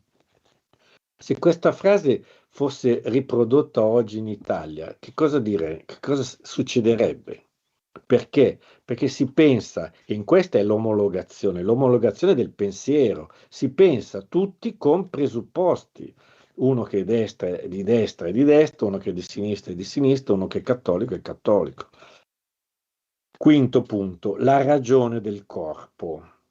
Condurre bene la ragione in modo moderno, in atto, adesso, per Pasolini voleva dire condurla facendola camminare su due gambe, cioè in un corpo. Se Nietzsche aveva scritto che il corpo è una grande ragione, mi sembra, non mi ricordo se penso nella Gaia Scienza, Pasolini ha parlato della necessità di gettare il corpo nella lotta e diceva che aveva capito il cataclisma antropologico che è il consumismo nel suo corpo, da quello che viveva sulla sua pelle, perché era dal suo corpo che nascevano tutti i suoi pensieri.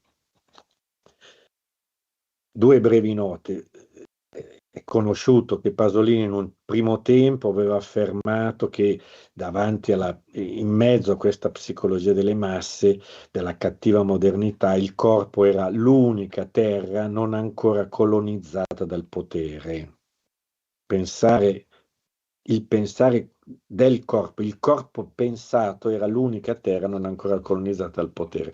Tuttavia, e lo dimostro soprattutto nelle Salò le 120 giornate,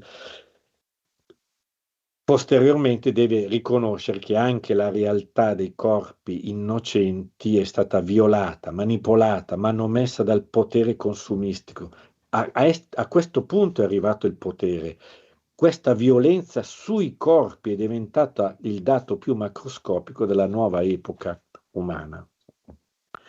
Sesto punto, come condurre bene la ragione, la libertà della ragione, cioè la sua imputabilità. Per Pasolini la libertà del pensiero non era una generica indistinta libertà di pensiero, cioè di straparlare di qualsiasi cosa come se il pensiero fosse inimputabile. Se riprendiamo quello che diceva il filosofo del diritto Hans Kelsen, secondo il quale l'uomo è libero in quanto è imputabile e non viceversa, per Pasolini la libertà e la verità del pensiero consiste propriamente nel voler essere imputato e giudicato in quello che Kant chiamava il fare pubblico uso della propria ragione in tutti i campi. Quindi per Pasolini la verità del suo pensiero consiste nell'assumere il rischio di esporre la sua ragione pubblicamente, anche se questo lo avrebbe portato al massacro. Lui già profetizzava, diceva: io sono libero in ogni mio giudizio, libero d'una libertà che mi ha massacrato e mi massacrerà. In tal senso diceva che aveva solo se stesso come testimone della sua ragione. Settimo punto, condurre la ragione con metodo affettivo. Con una osservazione sorprendente, perlomeno per me, Pasolini affermava che nella cattiva modernità lui vedeva, virgolette, la paura della conoscenza amorosa. Contro Calvino e le sue analisi astratte della società, basterebbe leggere il bellissimo libro della Carla Benedetti sulla polemica Pasolini-Calvino.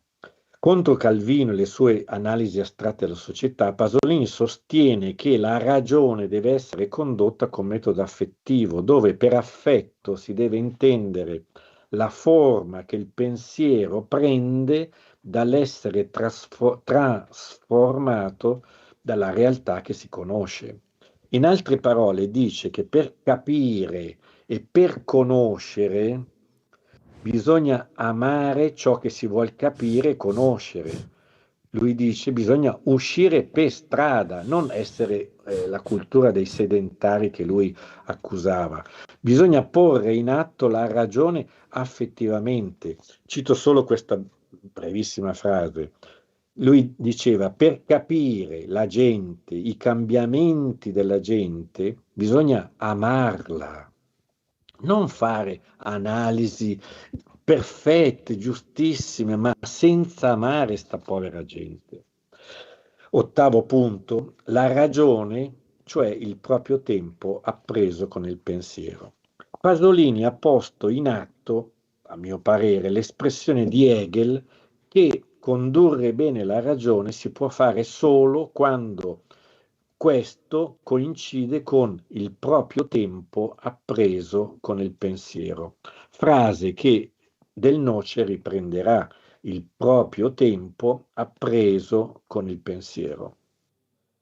Non voleva essere come gli intellettuali della cattiva modernità che avevano accettato una realtà che non c'era, finendo per essere marionette con, dice lui, il corpo voltato da una parte e la testa dalla parte opposta.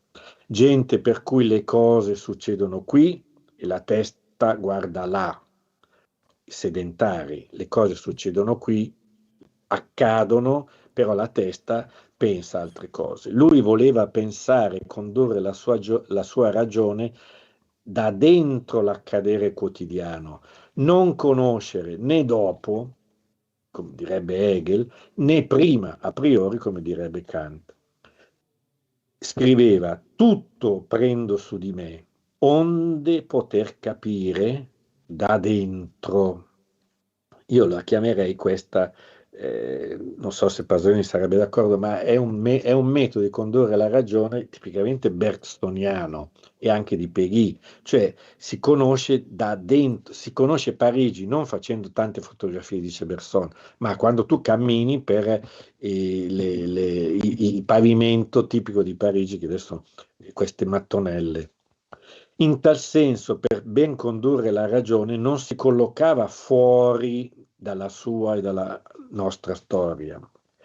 Diceva: un uomo non può collocarsi fuori dalla sua storia, non può giudicare sub specie eternitatis, cioè per mezzo di idee eterne, di una filosofia o di una teologia perenne, ontologica. Non può giudicare gli avvenimenti storici ponendosi fuori dalla storia. Se lo fa è ipocrita.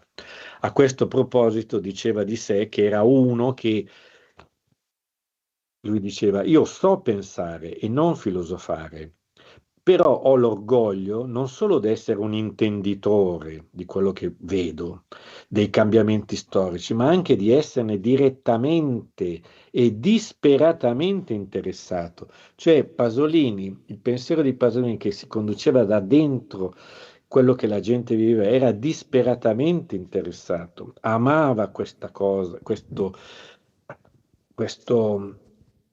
questo pensiero della gente in atto che andava al mercato, per cui lui andava, camminava nelle borgate, camminava in Roma, dove vede per esempio una volta un comizio del partito fascista, del movimento sociale, e scrive una poesia. Cioè quello che scriveva veniva fuori da quello che lui incontrava.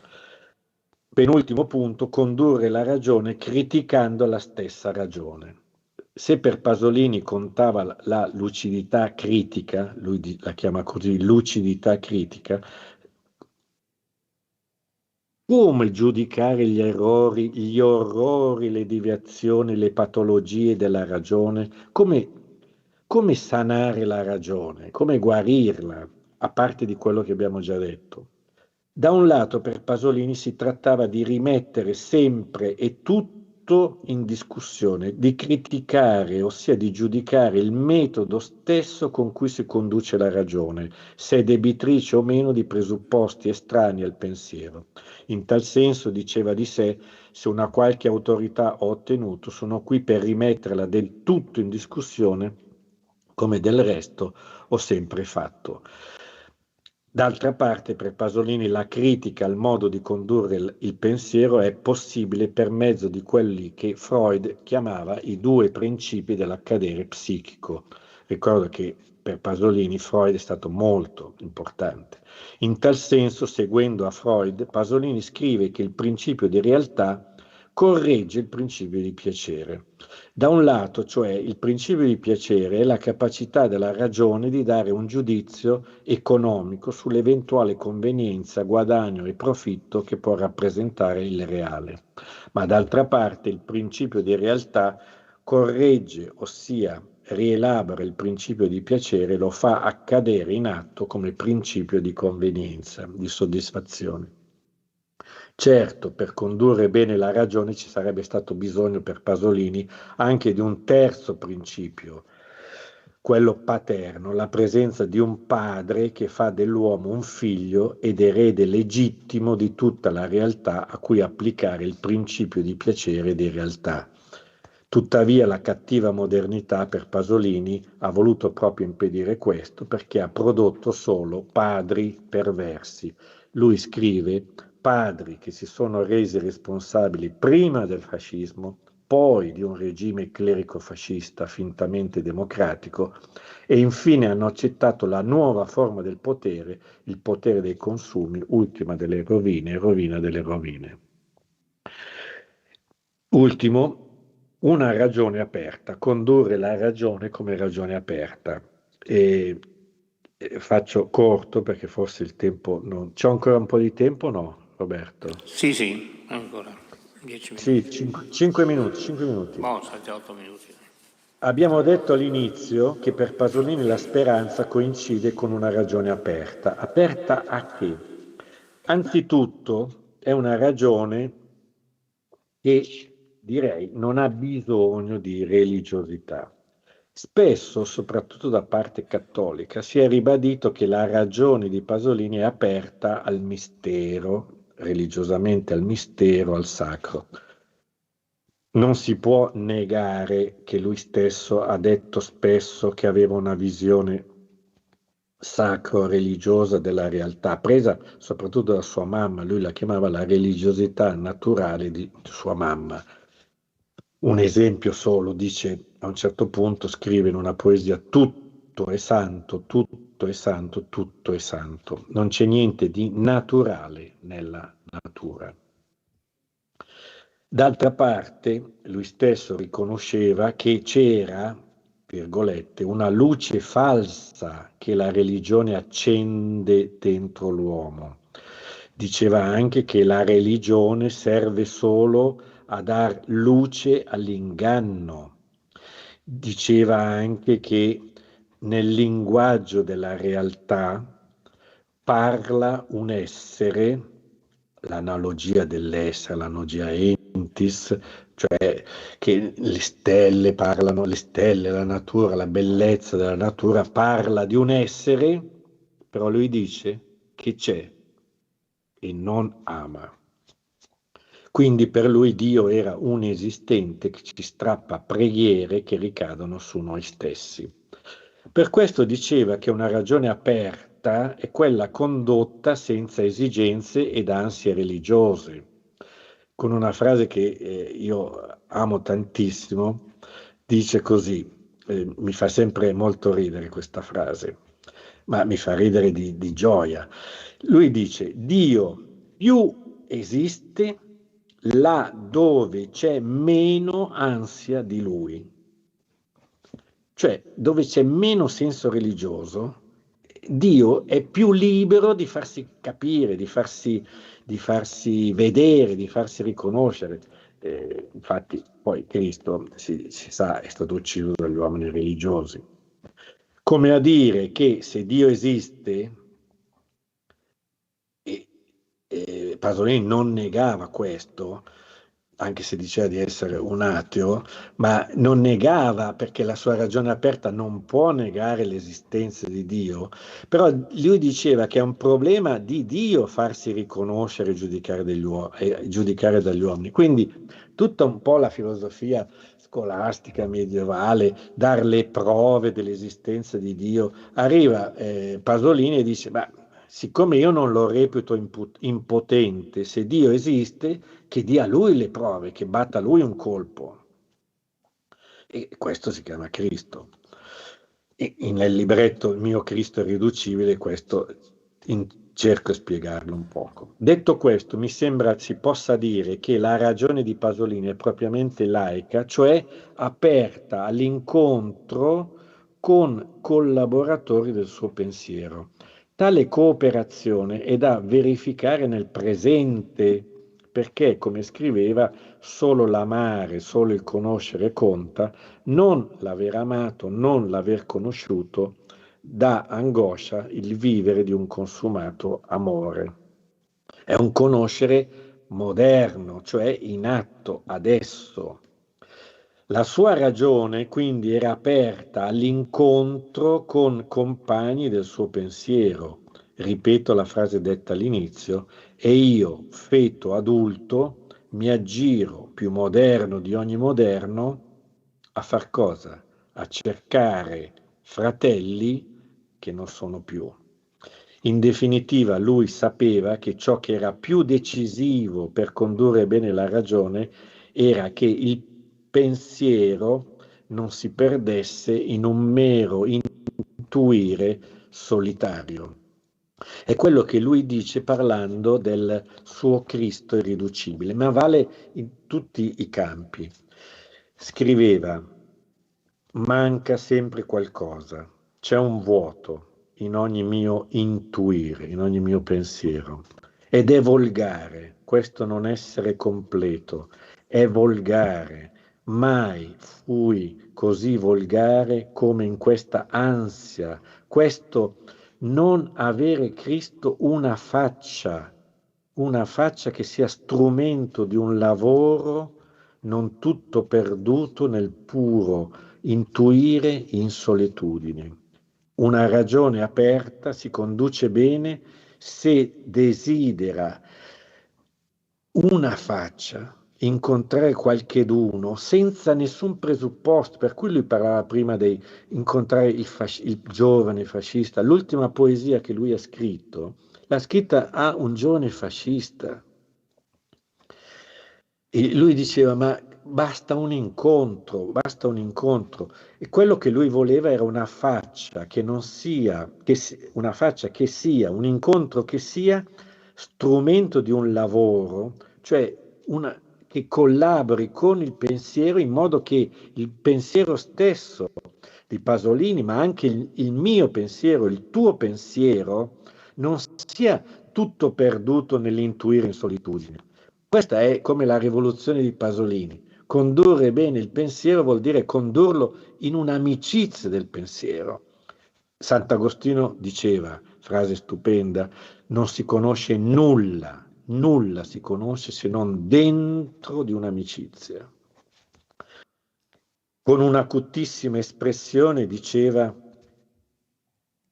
lo diceva nella Divina Mimesi: chi si presta umilmente alle verifiche che l'uomo fa della sua difficile sorte è il più tenero amico dell'uomo. Io la capisco così. Chi si fa collaboratore delle verifiche che ognuno fa nella sua vita, di con chi sposarsi, come vivere il matrimonio, che cosa comprare, se comprare questo, quell'altro, cosa leggere. Chi si fa collaboratore delle verifiche che ognuno fa nella sua vita, questi è vero amico, in quanto è partner e socio del pensiero dell'altro. 4 linee per concludere. Pasolini non voleva che il suo pensiero fosse destinato ad adorabili topi di biblioteca, così scrive lui, adorabili topi di biblioteca. Voleva collaboratori della sua ragione. Tu, lettore, diceva, collabora con me. Bisognerebbe sempre ricordare la sua famosa espressione: la morte non è nel non poter comunicare. Quando uno muore non può già comunicare. La morte non è nel non poter comunicare, ma nel non poter più essere compresi. Questo, penso, lui voleva che la sua speranza nel pensare bene la ragione non morisse con la sua morte, e che quindi quel ramo come ci insegna il dottor Lanna, questo ramo che è dentro la modernità, della ragione, che produca un frutto buono, perché, e lui dice, bisogna condurre bene la ragione, aiutiamoci a condurre bene la ragione, a criticarla. Cioè, io qui ho elencato i 10 punti che mi sembravano più importanti per riscattare, come direbbe il Walter Benjamin, la storia bisogna riscattarla, bisogna che niente si perda, diceva Cristo, che nulla si perde, di quelli che tu mi hai dato non si perda nulla, quindi bisogna riscattare, bisogna salvare questa dimensione della ragione che può produrre cose bellissime, come nella storia ha prodotto cose bellissime. Quando uno si sposa con l'altra, è un pensiero che produce una cosa meravigliosa come sposarsi con l'altra e poi fare figli e i figli che fanno imprese, che fanno fabbriche, è tutto un mondo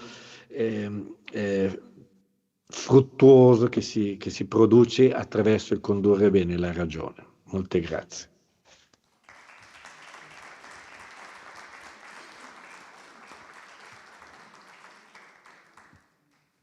Grazie anche a Agostino Molteni per questo contributo originale, direi, 10 punti. Allora, abbiamo una mezz'oretta, perché alle 7 bisogna tassativamente uscire, diciamo 20 minuti, per 2 o 3 domande che raccogliamo e poi diamo, se siete d'accordo Paolo, diamo la possibilità di rispondere a entrambi. Sì. Siete d'accordo? Direi raccogliamo tutte le domande assieme e poi facciamo una risposta sintetica.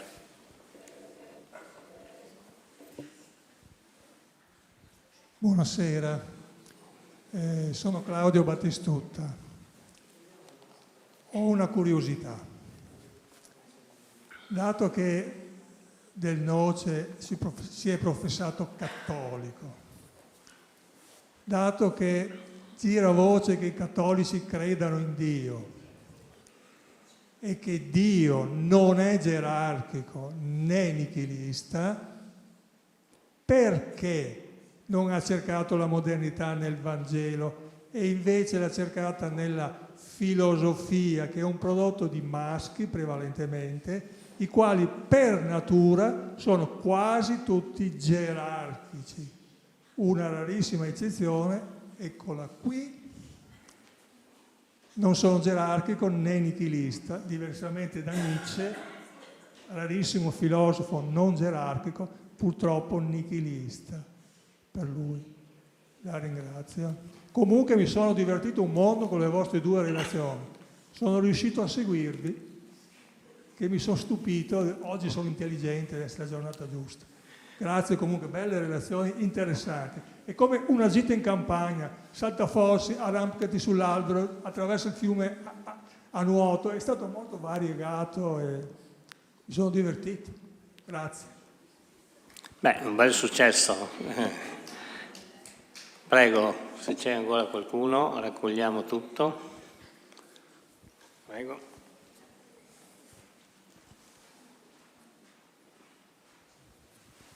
Allora, Del Noce ha fatto delle previsioni straordinarie, trovo, che si sono avverate, una su tutte quella del capitalismo che ingloba il marxismo. Ed è una cosa vera se si guarda appunto la Cina, come diceva prima l'Anna.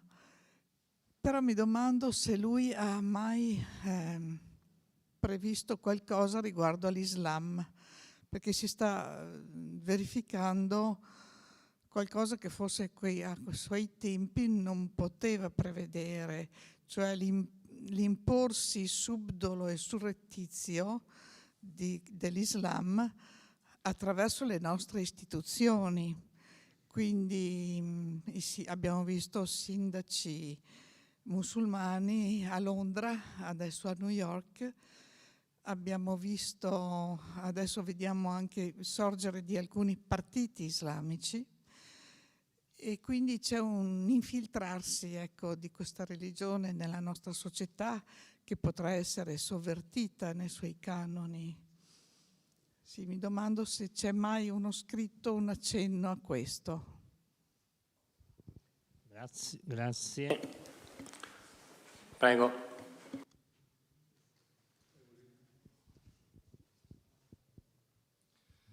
Io sono sempre ammirato quando ascolto dei pensatori che prevedono e sembrano avere quasi il dono della preveggenza rispetto a quanto accadrà in un futuro che è di lì a decenni, no?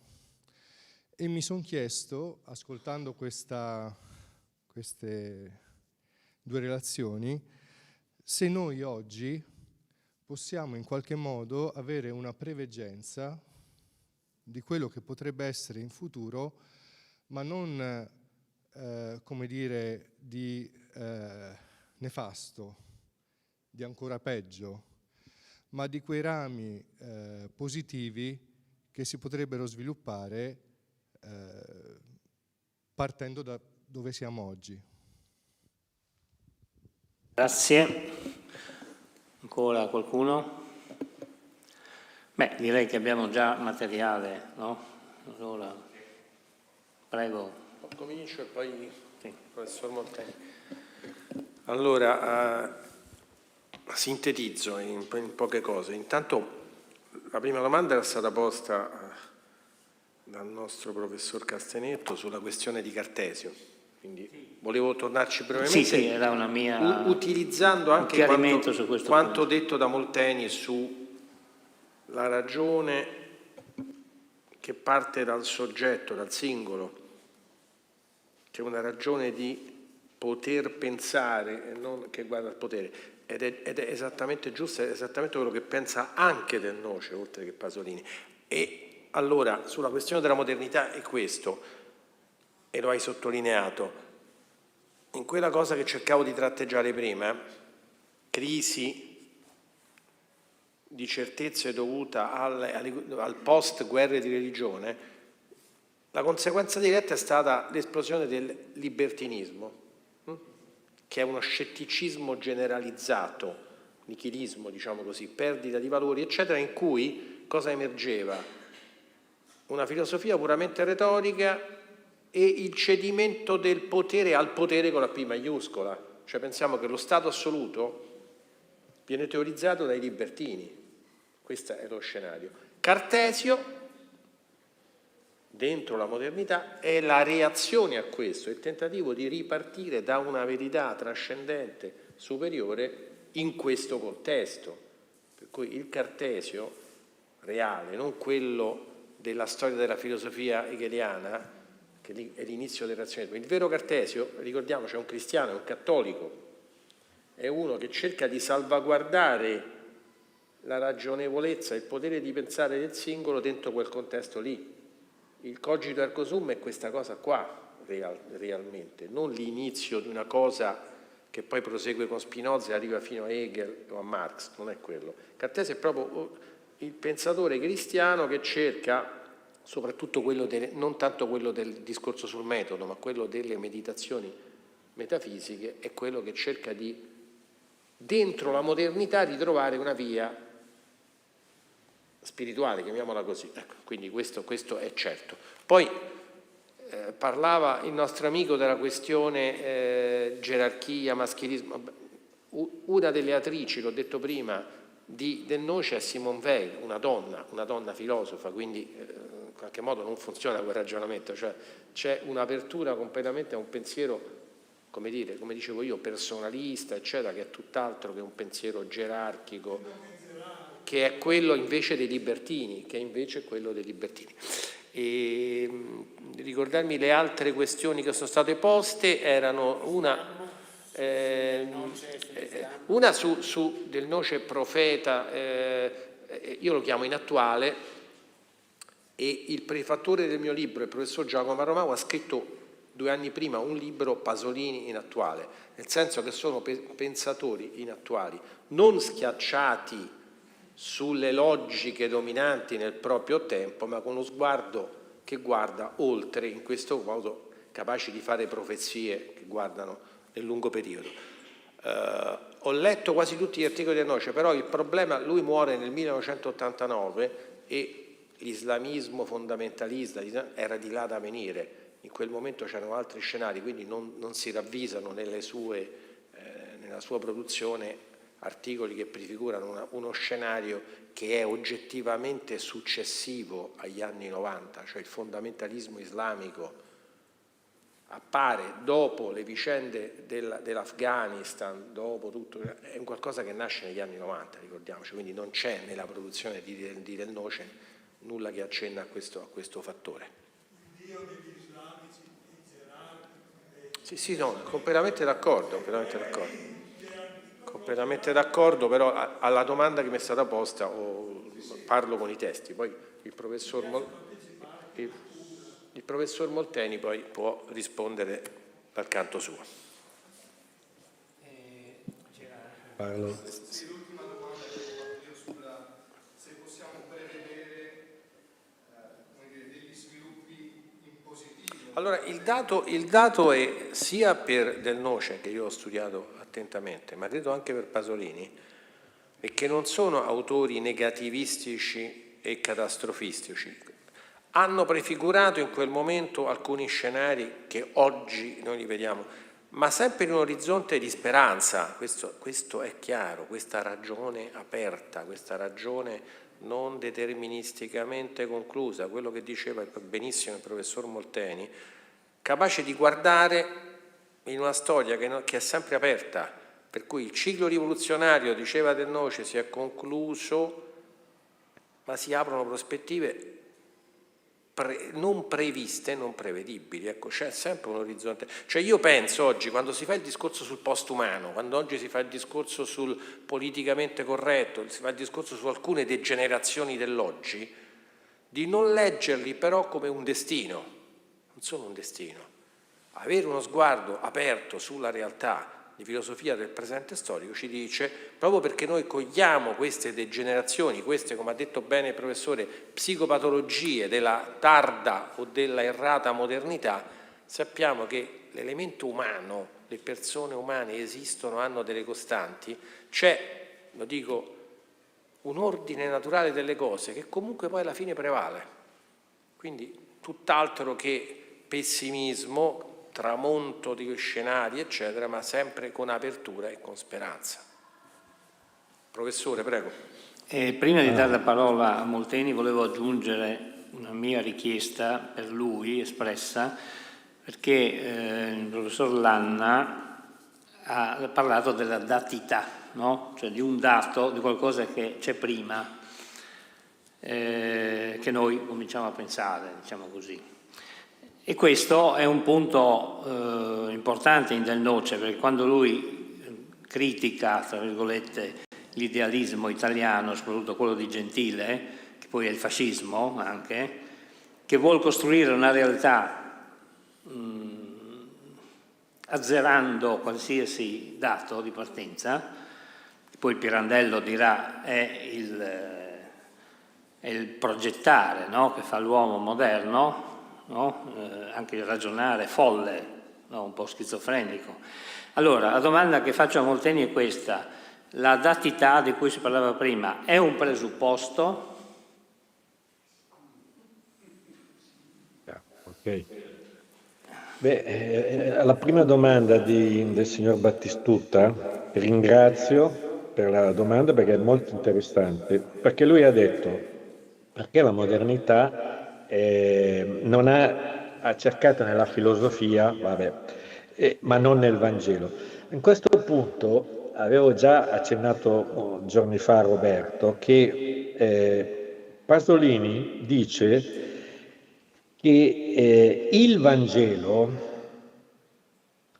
è il testo più moderno che esista. Se uno pensa a questa frase, cosa vorrebbe dire? Vuol dire che il pensiero di Cristo è il pensiero moderno, cioè che il pensiero moderno è cominciato, si potrebbe dire, con Cristo. Questa è una tesi che io ho con un amico psicanalista che è morto, Giacomo Compri, quando lui dice che il pensiero sano, moderno, è cominciato con Cristo. Cristo come il pensiero in atto che cammina bene su due gambe, sano. Quindi poi pensandolo bene uno dice ma perché poi si è desnaturalizzato tutto questo pensiero sano? Io mi è sempre interessato questa origine della modernità. Rapidissimamente dico che secondo me i primi 1000 anni della storia cristiana, in questo seguivo padre Giacomo Tantardini che mi ha insegnato queste cose, i primi anni, 1000 anni della storia cristiana sono stati sani perché sono stati vissuti in un'amicizia del pensiero. Infatti tutto era dentro, era una cultura, era un pensare nei monasteri e attorno ai monasteri, dove c'era la regola di San Benito che conduceva benissimo la ragione. Poi dopo l'anno 1000 sono cominciati quelli che in un libretto che ho scritto su Dante, gli intellettuali della felicità, quelli che Peggy chiamerebbe gli intellettuali della felicità, cioè quelli che hanno cominciato a discutere, già a cominciare con Anselmo d'Aosta, poi con Abelardo e poi anche nell'università, a discutere sull'accadere.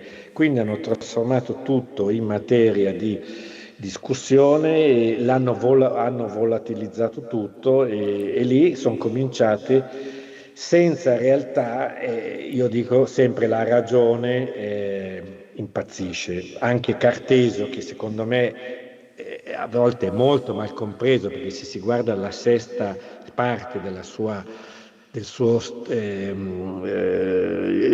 metodo, quando discorso del metodo, quando nella sesta parte lui dice che certo aveva dedotto tutto, le stelle, Dio, l'esistenza di tutto, però a un certo punto si è trovato che non poteva dedurre niente di più, non poteva dedurre in modo sano se la realtà non andava incontro alla sua ragione.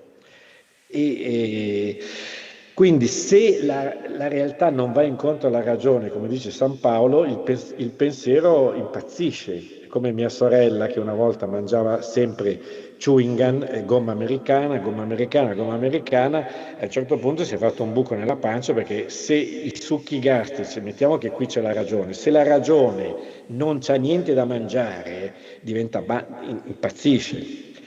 Quindi questa è la mia lettura della modernità, a cui Cartesio ha cercato in un certo modo di imporre i suoi limiti, anche Kant ha cercato dicendo bisogna pensare senza un tutore. Ci sono stati dei tentativi anche nella filosofia molto, secondo me, molto buoni. E questa sulla prima domanda sul Vangelo, perché la modernità, infatti Pasolini dice io ho capito che cos'è la modernità cattiva leggendo il Vangelo. Quindi il contrasto con la modernità, lui diceva, bisognerebbe farlo a partire dal pensiero di Cristo. Dal pensiero di Cristo, e io dico in risposta all'altra domanda sul che cosa noi possiamo vedere di rami positivi, secondo me tutto si giocherà su questa amicizia del pensiero, se veramente vincerà questa epoca che già non è tecnologica, sì è tecnologica, ma direi è l'epoca dello spettacolo, della società dello spettacolo, come diceva Guy Debord, ed è anche l'epoca dei contatti, delle visualizzazioni, ma non di un'amicizia del pensiero. Se si aiuteranno i giovani a pensare in questa amicizia del pensiero o sarà solo un pensiero di massa.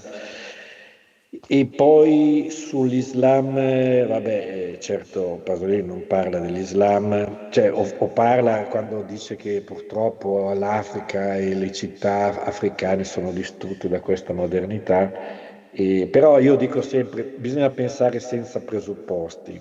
Quindi rispondendo alla domanda di Roberto sulla datità, sì, io penso che Pasolini, infatti io non l'ho potuto sviluppare, ma lo svilupperò forse in un libretto che pubblicherò sulla ragione in Pasolini. Lui ce l'aveva contro l'ontologia, perché per esempio se uno legge i discorsi scritti Corsari, quando parla del discorso dei cappelloni, lui cosa dice? Dice che i cappelloni, quello che non sopportava dei cappelloni è che sono entrati in questo bar, se non ricordo male, e con questi capelli lunghi, senza parlare, loro hanno affermato io sono questo, cioè hanno affermato un'ontologia arbitraria, tirannica, cioè si sono imposti con la loro, diciamolo così, datità, se si capisce così il concetto di datità. E anche commentando le 120 giornate di Sodoma, Salò, lui dice che c'erano questi 4 che erano un monsignore, un avvocato, un politico, e dice questi erano ontologici e quindi arbitrari, cioè lui considerava l'ontologia, diciamolo così, se si può usare questo termine, la datità, la cosa in sé, come arbitraria, come qualche cosa che si impone necessariamente al pensiero. E qui è tutto il problema della relazione entre la ragione e la realtà. E io penso che anche la realtà deve collaborare, non deve imporsi alla ragione, perché la ragione, come dice Peghino, non accetta nessuna imposizione. La ragione vuole solo collaborazione. E concludo con la frase che ha detto Cristo, che Pasolini riprende quando Cristo diceva: vi ho chiamato amici, non schiavi del mio pensiero, della mia datità. Vi ho chiamato amici perché vi ho fatto sapere tutto quello che io penso. Quindi collaborate, aprite gli occhi, aprite le orecchie, chi ha orecchie per intendere collabori con me. Quindi la prospettiva, vedo che se non ci sarà questa amicizia del pensiero, siamo messi male. Grazie, mi verrebbe da commentare, a meno che questa datità non sia la ragione, che come diceva il professor Berti, mi ricordo che venne qui a commentare il discorso di Papa Benedetto a Ratisbona, Berti diceva Dio è ragione. Sì, no, ma certo. Quindi è la ragione che collabora con la ragione. Sì, e soprattutto, Roberto, e soprattutto quello che ho detto alla fine, la ragione per sanarsi nella modernità deve fare una critica sul fondamento stesso della ragione, cosa che secondo me non è stata tanto fatta, neanche la scuola di Francoforte secondo me l'ha fatta con Horkheimer. Cioè, con che cosa tu giudichi se la ragione sta producendo psicopatologie? Bisogna capire con cosa si giudica questo.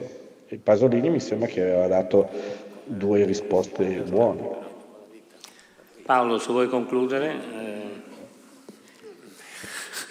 No, solo per agganciandomi a quest'ultimo punto, allora la messa in discussione, diciamo così, della ragione, cioè per capire quando la ragione va un po' fuori strada, ultimamente è la vita, è la realtà che ce lo fa capire, ma dentro quello che mi sembra di cogliere una collaborazione, una relazione con altre persone, cioè con altre ragioni.